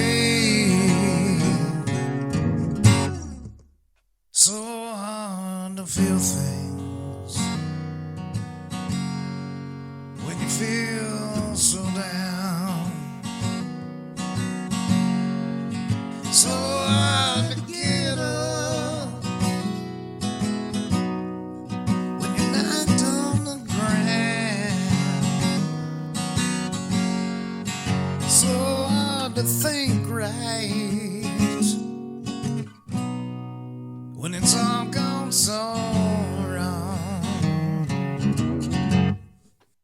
This whole world, this whole wide world, it ain't got nothing, no, nothing, nothing for me. Purple Bowl done good. Smart Monkey. Yeah, that was a nice song. Right, I'm going to try and pronounce this. So it's a kind of country blues, and yeah, it's got a really nice feel to it. It's got one of those voices that I kind of love. It's almost like it's. I want to say, and I mean this in a nice way, a weathered voice. You know, it's someone who's been through life, and it just lends a real kind of emotional feel to a song when you hear it done like that. And we talked about Johnny Cash before, and some of the most powerful songs for me for Johnny Cash was in those latter years where his vocals were more sort of gravelly and growly, and yet they gave this presence to the song, you know, and it's a life that I've led, and you know, it gives a feeling of life, you know, a long life that I've led and experiences that I've earned along the way when I sing my songs, and I like those kind of songs. I think they're really good, and you could imagine him singing this live in a bar. And it just really just, you know, it would be a really powerful song, a really good song that you would just love to hear in a bar in a live environment. I loved it when the backings came in as well. They even added that extra lift to it. So, you know, Yeah, it's a good one that the bowl has presented again, because yeah, it's not something that I would have necessarily have found myself, and it's been thrust upon me, and it's good. You know, it's kind of it's strange because for the longest time the bowl was just tossing us, you know, a lot of no hitters, as it were. But I saw the owl bobbing its head left to right, really kind of enjoying the song. So Owl and Carlos Fandango. Yeah, I mean, the owl was definitely swinging and bopping, Feeling it. just yeah, getting right into it. I mean, I think this is the thing. Al definitely approved of that one. I've put down country folk blues because it has got a bit of country in it, and that's a really good call on the Johnny Cash American recordings, because you know, those Rick Rubin recordings are just fantastic, and he's whether it is exactly the right word, I've put worldly wise as well. So it's just somebody who's lived life, and that's the thing with the Johnny Cash American recordings, is that, you know, the voice was very lived in, and it really meant that the lyrics had a different perspective. So when he's singing something like One, or Bridge Over Troubled Water, or any of those songs that he's covered so well, then yeah, they took on a different meaning to when when Bono sung One. You know, it's just a different song, and all the richer for it as well. So this was the same thing going on here. I love the playing. Again, another simple song that touches the soul. Now, the stop-start, the guitar playing, the nice little acoustic solo was really good. The vocals suit the song, is what I've written there, and the backing vocals just came at the right time. The song develops as well because there's a jazz organ that comes in, seeping in gently, and just stays there in the background all through the song. So it's never overblown or anything like that. Very late night sort of bar song where somebody might be drowning their sorrows and just thinking about their life, taking stock, and this is the perfect song to come on. But I think I'm really impressed with that one. And this is the kind of song where, okay, we talk about soul music, but traditional soul music, but a lot of the country music, because of the stories they tell and the personal stories, but for me that is also proper soul music. Like soul music is, it's very personal, and it comes across in the voice as well as the lyrics. So very soulful song, and actually I'm really impressed. I'll be saving that one, that's for sure. Yeah, I didn't even have time to put the fire or the save on it or anything like that, but I was really enjoying that song. That song has two different dimensions, right? Because to your point, Carl, here is it's a song that's definitely very deep, but it's also a song that like you grab your woman and like, hey, let's dance. You know what I mean? It's a nice slow dance kind of jam to it. And the comparison that I'll make here with you guys is I absolutely loved when 9 Inch Nails came out with the song Hurt, but I loved when Johnny Cash did a cover of it. Yeah, because it was so emotional. Yeah, and the video too was lent a lot of emotion as well. Yeah, it was just touching. It was like beyond reality. Yeah, it was like it's made for him, wasn't it? Yes, the voice that goes along with it, and again, to your point, being a bit of blues, being a bit of country, being a bit of everything here, right? That man's voice right there was absolutely stunning. Fit the song perfectly. I can't see a single thing wrong with that song. Nothing.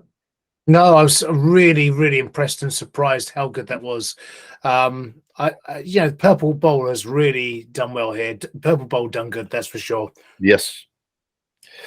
Like, wow. Like, 2 for 2 on the bowl. A great production here on the Underground Sound today. Folks, once again, if you don't know where to find these artists, visit the video description below. You will find the links to everything that we are talking about here, whether it be Smart Monkey's video unofficial collaboration, and then each individual artist here. And I got to say that so far I'm just I'm absolutely just loving this show with everything that we've heard. We've been kind of like all over the world and all over the place, listening from classical to rock, to really kind of like, this techno rock mix, to now this once again this beautiful kind of like country blues song, which was akin to, what was our song number 5? Just real quick here. Oh, song number 5 was Walt Ackerman, right? Yeah, 4 columns.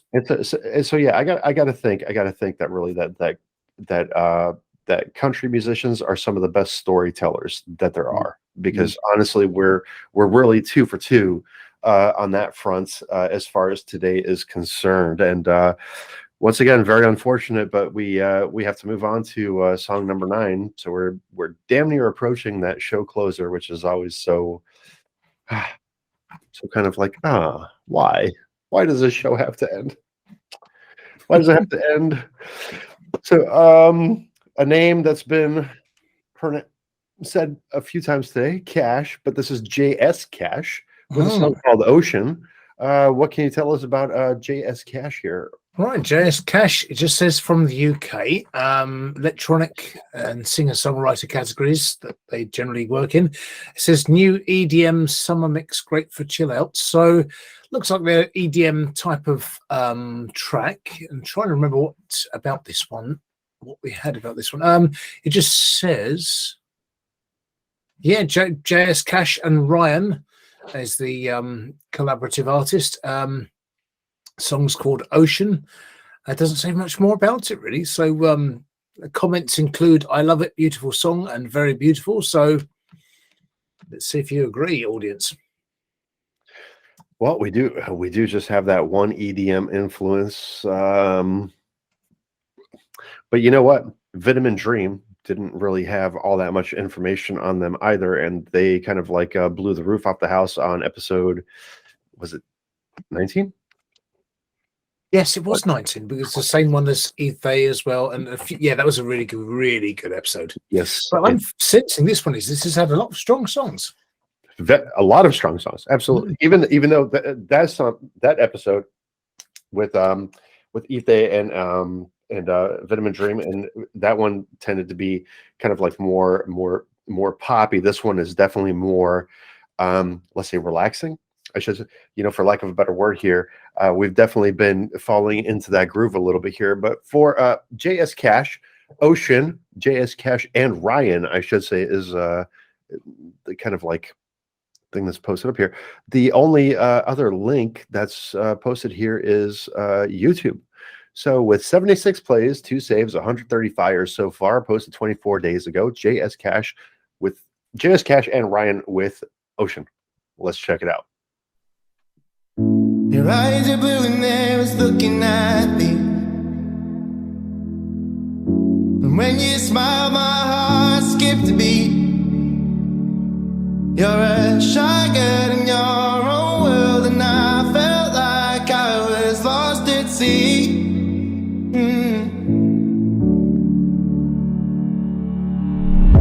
I had no direction till the day I met you.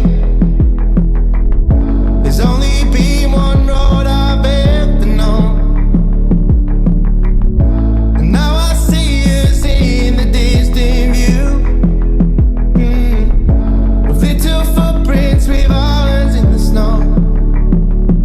'Cause I just knew you was the one before we begun, and I won't let this feeling go.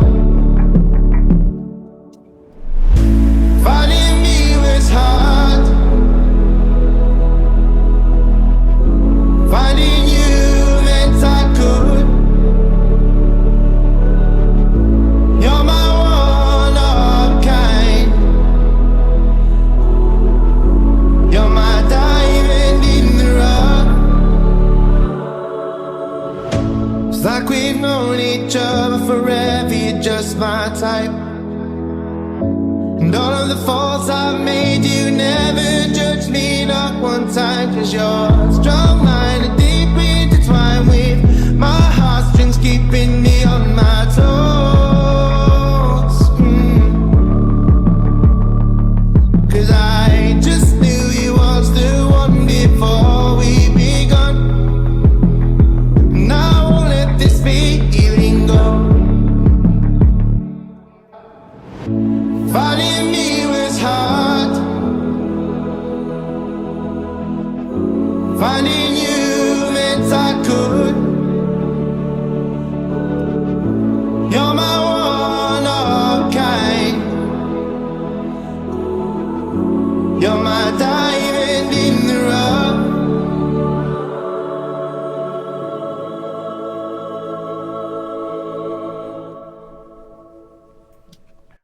Smart Monkey, good kind of like atmospheric song there for us. So what'd you think?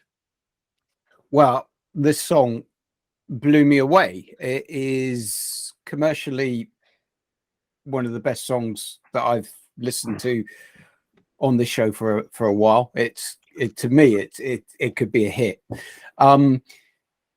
The production quality is top notch. Vocals are just stunning. That vocalist, which I then had to look him up, and apparently it's Ryan Swift, who himself is an artist, I think, on Spotify.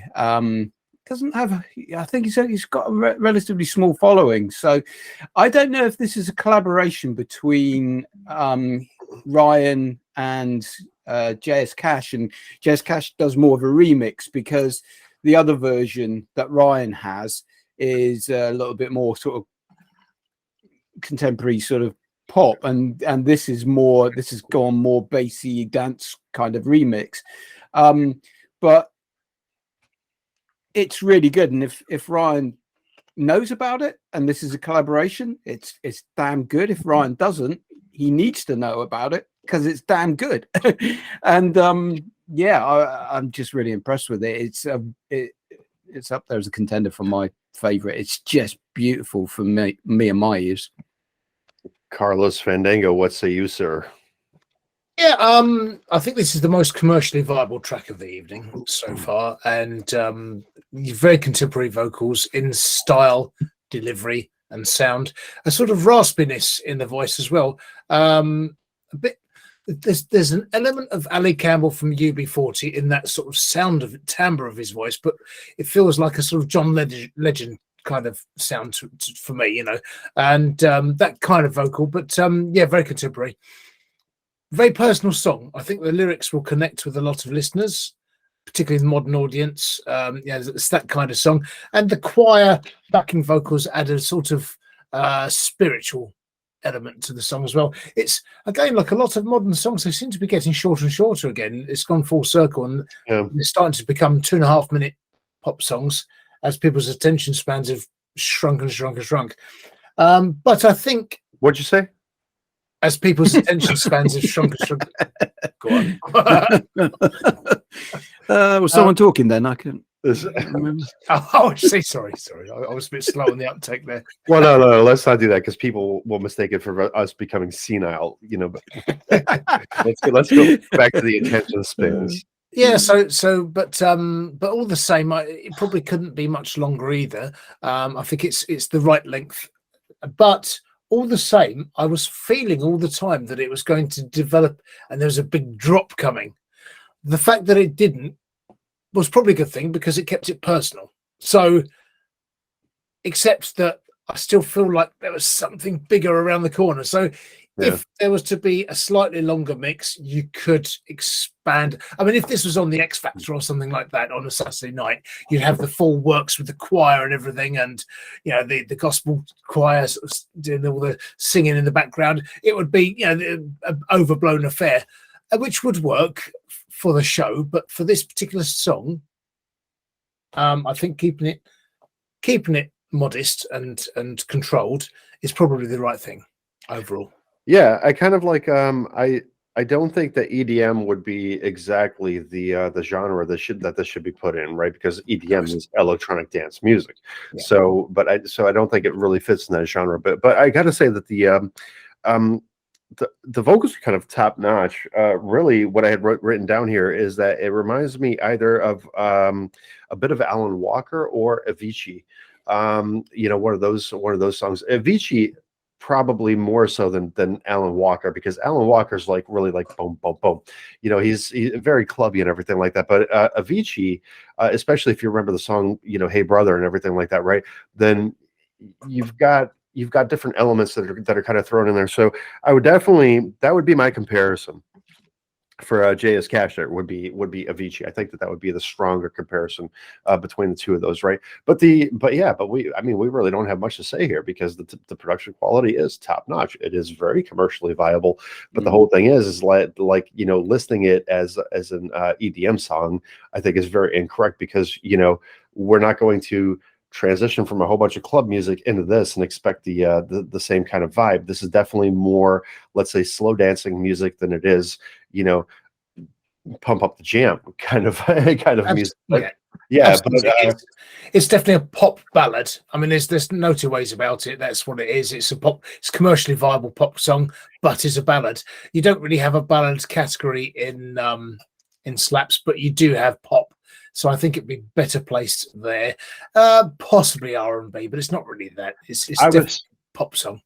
I was just going to say that possibly the R&B section, but I hadn't thought about the pop section. So I think it would work in either, whether you're going to go into the R&B or the pop section of it, because I do think that would fit it. That would suit it more than the EDM category does, and maybe that's one of the things that's kind of like hindering its progression, because if you have a truly nice song but you don't really know where to put it, we've talked about this before, folks.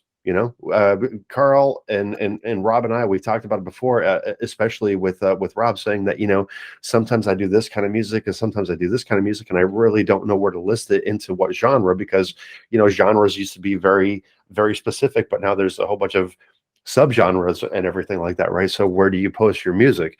That one definitely does not flow into the EDM category, and so somebody looking for EDM may not exactly will find that song, but will maybe not pay attention to it because of the fact that it is not actually EDM. So definitely the pop, or maybe on the lower end of the spectrum, I would think here, Carl, would be the R&B. But I mean, either way, that song is done just brilliantly. Truly enjoyed it. It's, once again, we're having a very top-notch show here. It's a damn shame that we're coming up on track 10 here with I think that you're doing this on purpose, because now it's more cowboy music. I think, well, kind of. It's a bit funky, this one, but it is cowboy. I think that you're just trying to get Rob in trouble. It's okay. Rob sorted it now with his country. Guilty. Country. So I think you're okay with we got it sorted now. It's just like if you've got a Tourette's tick, you just got to say disco or something, and seashells or whatever, and it will stop you saying the actual word. So I think we've solved Rob's problem. Yeah. Oh, you can always revert to cowboy anyway. So this. No, I've got to keep this therapy going now. I'm gonna give it a go in a minute. You're gonna give it okay. Country. Well, we have Cole Nichols with a song that's called "The Juice." Tell me more about the song, Carl. Okay, The Juice. It says it's available everywhere you can find music. So yes, on all mainstream platforms. Whiskey Rich, what's that all about? That's the Juice. Okay, well, I'll come back to that in a second. I think that might be the album, but basically trying to get my picture on the cover of the Rolling Stone Muscle Shoals. Sorry, no punctuation. So trying to get my picture on the cover of the Rolling Stone.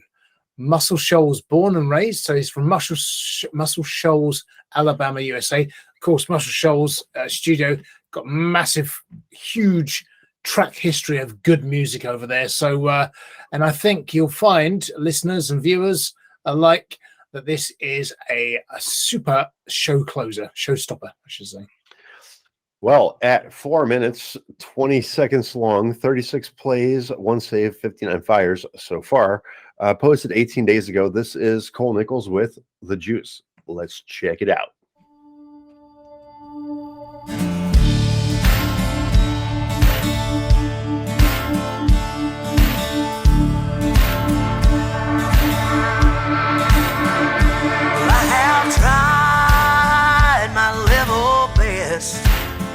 Gave up my freedom and all the rest. I bent way over backwards, wore out all my britches at the knees. Sometimes the cold hard truth is the juice ain't worth the squeeze. From the outside looking in, I know she looks like she's a 10.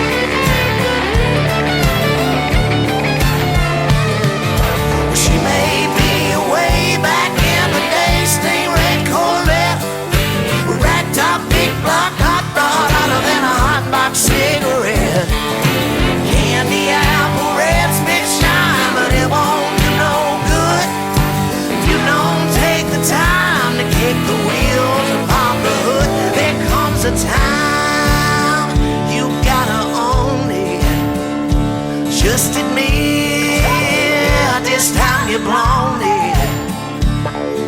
Saddle up right away, tip your hat, take off like the breeze, like the breeze. Just quit while you're behind, boy, 'cause the juice ain't worth the squeeze.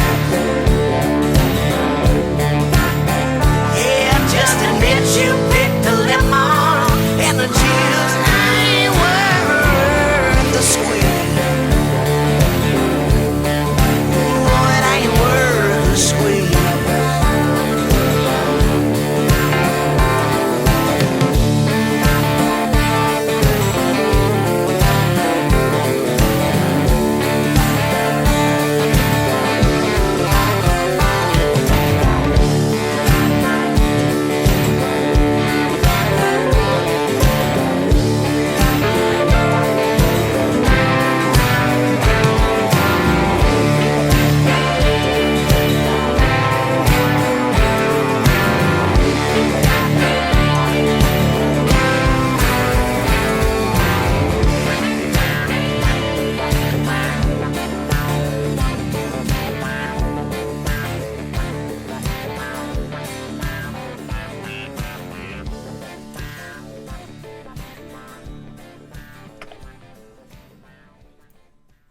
Says that the EP is available everywhere you can find music. Smart Monkey. Yep, that's a solid piece of country rock. So it's working. See, I managed to say that word. Yeah, no, I really liked I loved the gravelly vocals of that track, and then there's that guitar solo. It's just that was cracking. Oh, it was just really, really good. I don't know, is it his own work or is it a cover? I'm not sure, but it seems I seem to recognize it, but that could just be me. It could just be the style of the song, but all the same, still very talented singer, very talented guitarist, very talented band. I mean, it's just a good polished track. And again, I've said it before, these sorts of songs just scream being put onto some kind of TV soundtrack, a polished TV series soundtrack. They just, it could be on any one of the Netflix TV series at the moment and be relevant. So yeah, really good. Carlos Fandango, what do you have to say for yourself? Well, quite a lot, actually. I've got to say that was right. Where do I start? Okay, so sort of country rock funk. I mean, it starts off very country, gets a bit rocky, then gets a bit funky. So basically, you've got right. So you've got ZZ Top sort of vocal with a husky, gravelly vocal, spit and sawdust bar sort of thing. That in the background playing live band would be fantastic. Fantastic live track. The funky clavinet is clavinet's one of my favorite things in a way. So it's the sound for anybody who doesn't know. So basically that funky sound you get in probably the most famous example is Stevie Wonder's Superstition. So that's the clavinet in that's making a lot of that funky sound that he's playing, and it's an awesome instrument. So it's underused, needs to be used more. That gives it immediate funk factor of 10, possibly 11 if you're Spinal Tap. The stop start is fantastic at the start. Then that's when the clavinet's introduced.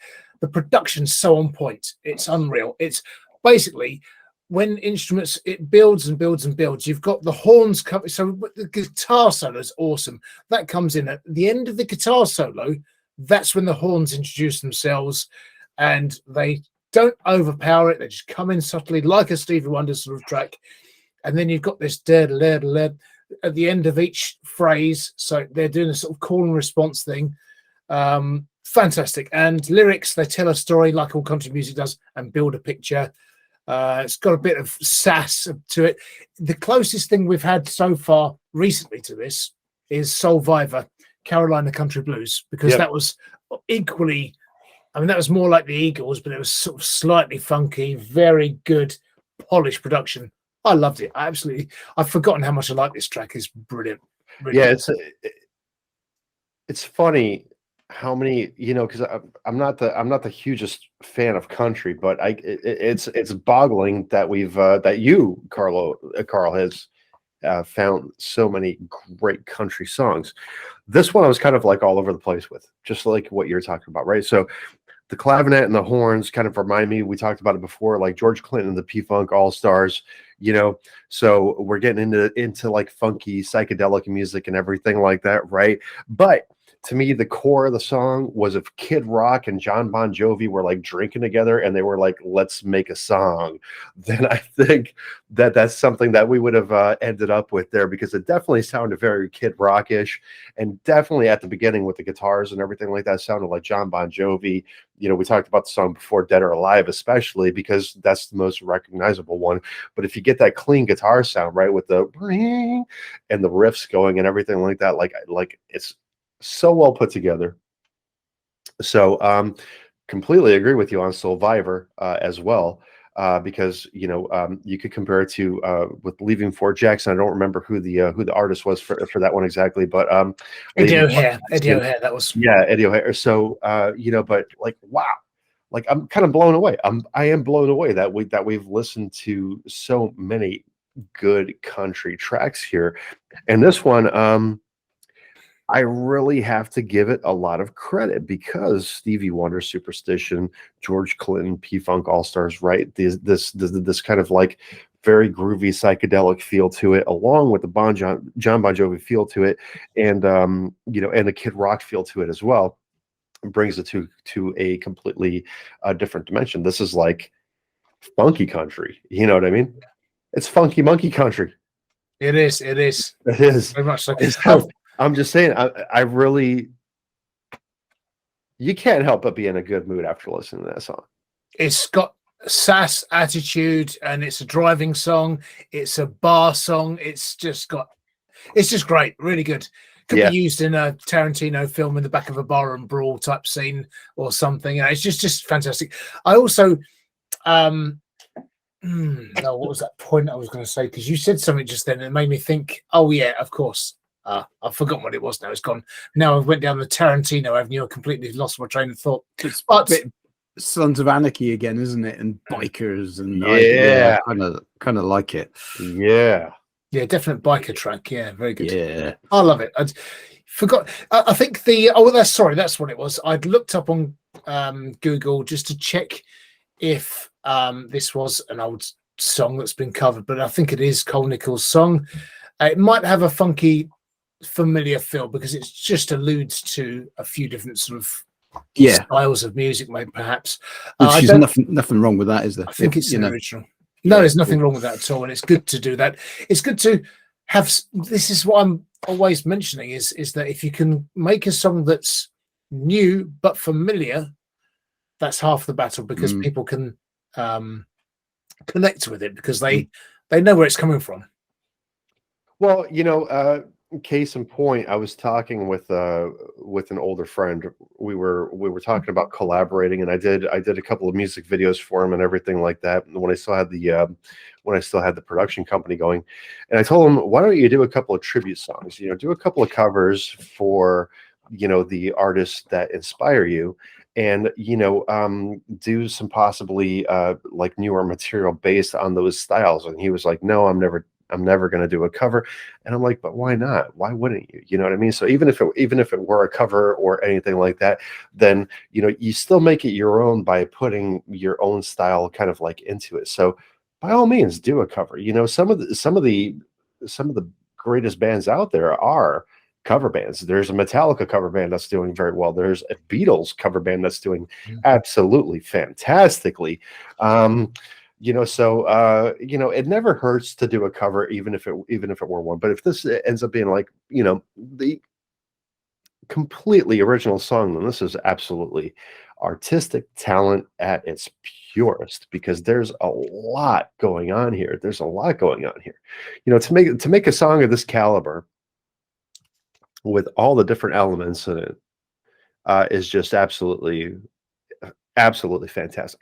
I definitely got to say that as far as my favorite tracks of the evening are concerned, I got to say that it's Cole Nichols and Zoriane Misto, because I absolutely loved that voice. Yeah, That beautiful voice, voice. yeah, that voice was just mesmerizing. And then, of course, Mustapha with Lazy Eye. So those would be my three choices In for. that order? What? Well, Cool. not in that order necessarily, because Who's your number one? I'm working backwards. So my number one, I think would be Zoriane. Right, interesting. Oh. Yeah, no, I loved it. It's because you know what, I had the monitors on, I was walking around, but when her voice peaked like that, and you know, we had this really beautiful kind of just folky style to that song.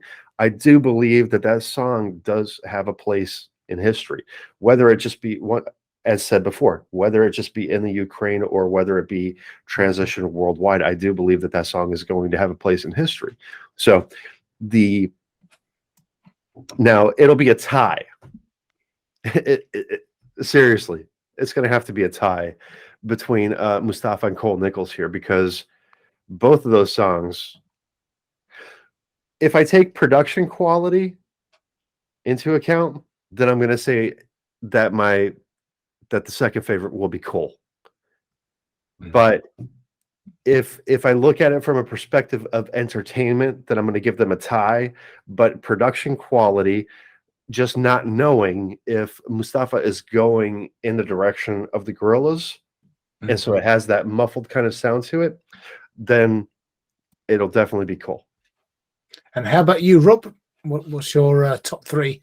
Okay, my top three are going to be, now, I really did enjoy the country songs. I really did.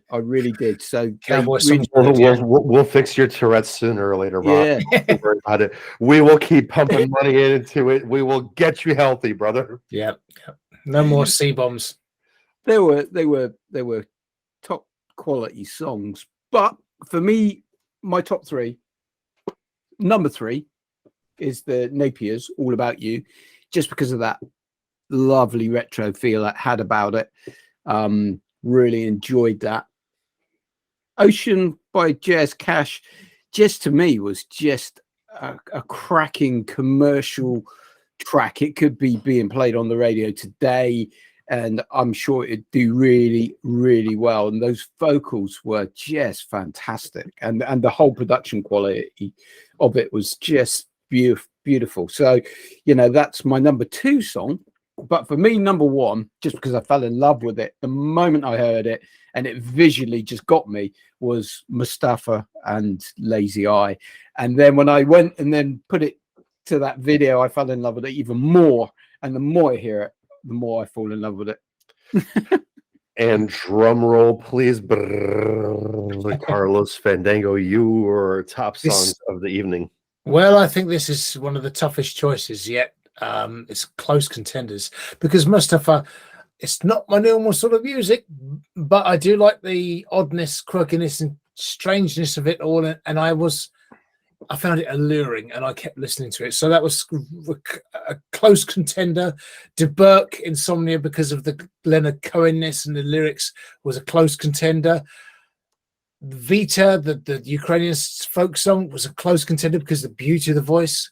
But for me, yeah, I put same as Rob, Napiers, All About You, number three, because it's just got so many elements of what I like: Jerry Rafferty, ELO, catchiness, and the sort of Sister Sledge, Lost in Music, which was of course one of the Nile Rodgers productions. So, you know, there's got a bit of everything in there. Number two, I've actually put, I don't know what the title was of the song or the artist, but the Purple Bowls track 8 choice. I was so impressed with it, the sound of it. I think that gets into my number two. Wes Herndon, yeah. Nothing for me. Yeah. Sorry. Wes Herndon, Nothing for me. I'll look it up later. Herndon. Something about that one that really connected. And yeah, that was a good one. And yeah, to like it so much on first listen, I was just really impressed. And my top one, I'd forgotten how good it was. So close between all of these, but Cole Nichols, I think the juice, because just got so much going on. The way the production develops is just I mean, you know, it's kind of overblown, but it's not, you know, and I love it because it's got that Muscle Shoals feel, the sort of early 70s, sort of where they turned more funky sort of thing, and but the country funk and rock, just a fusion of everything, and it sounds. You could put that one on, and you're going to feel good after you've heard that one. That's for sure. Please don't say country funk around Rob. Funkin' country. Try that one, Rob. Funkin' country music. I just want to know, but I better not. We'll write the show off. We just No, listen. the mending journey, but now we've given him funkin' country. He's finished. I didn't mean to. It was just you see, you guys make jokes, you know, when I'm looking up the Purple Bowl of Destiny and everything like that. So I felt like throwing a joke out there as well. So oh boy, but I think I've dug us into an early grave. But no, but you know, when I'm listening to the songs, I put a plus by the ones that kind of like that really strike me. And it's not that any of these songs were bad or anything of the sort. It's just like the ones that really made me move, the ones that really made me feel something. But then, you know, you're talking about Wes Herndon, and I was just like, you know, I was completely blown away by that one as well. I could give you a definite top 10. They'd all be in yeah, there. yeah. You know, but It's very difficult. By the time we get around to our New Year's Eve best of the 2023s show this year, we're gonna be like, woo!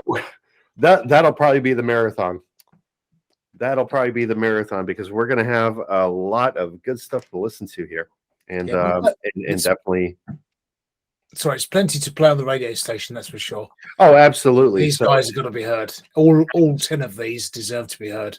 Absolutely. As Smart Monkey had mentioned, you know, these guys deserve to be on the radio. Well, they will be on the radio, the Underground Sound radio station.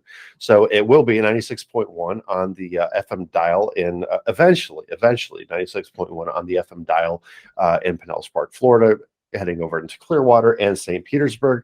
So we're going to be working on that. We're still trying to get all the logistics figured out on that. So believe me, it's coming. It's just going to take a little bit of time to get everything settled here.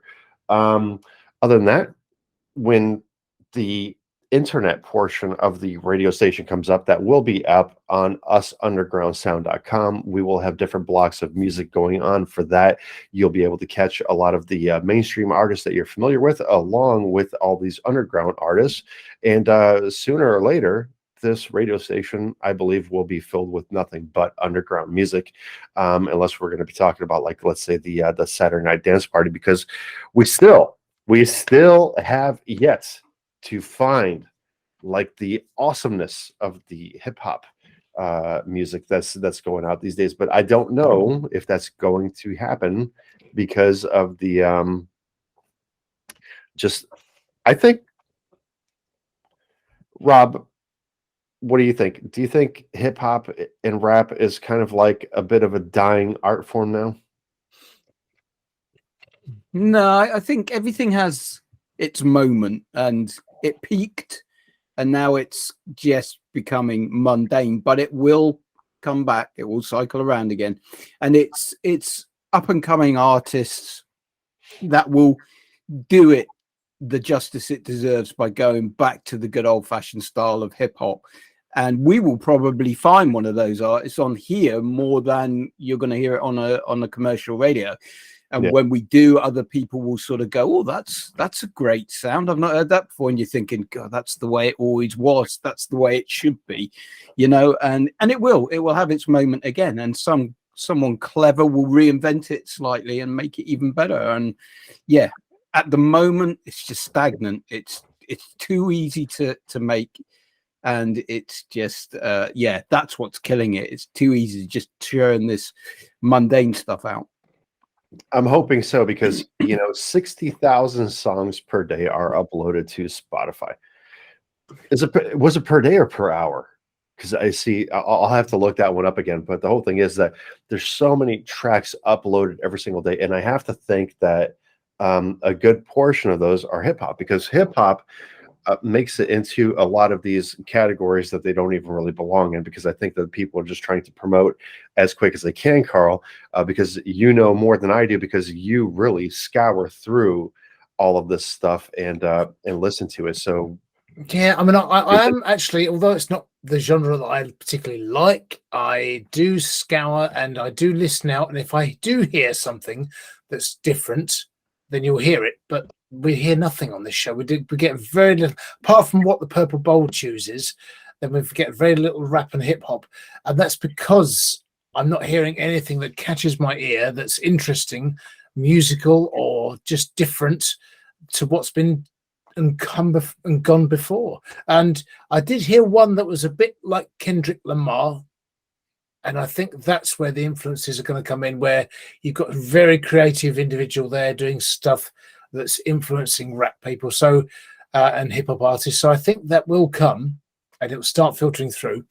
But the problem is also a lot of it's, we don't want to be playing N-word on every other word and stuff. So I don't mind a bit of swearing, but there's some language that we don't want to hear. So I think it's the sad thing is so much of it is that, and it's same old stuff. And I just want something creative. So I am listening out for that, and I have to trawl through all the stuff to get to that one. But I will find you something, audience, if you do like hip hop and rap. I'm not sure our audience are particularly discerning on that front anyway, but our audience should, by all intents and purposes, be eclectic and open to all types of music, because not only we've visited various genres here today, as we do on every single show. So I mean, hip hop and rap should be kind of mixed in that mix.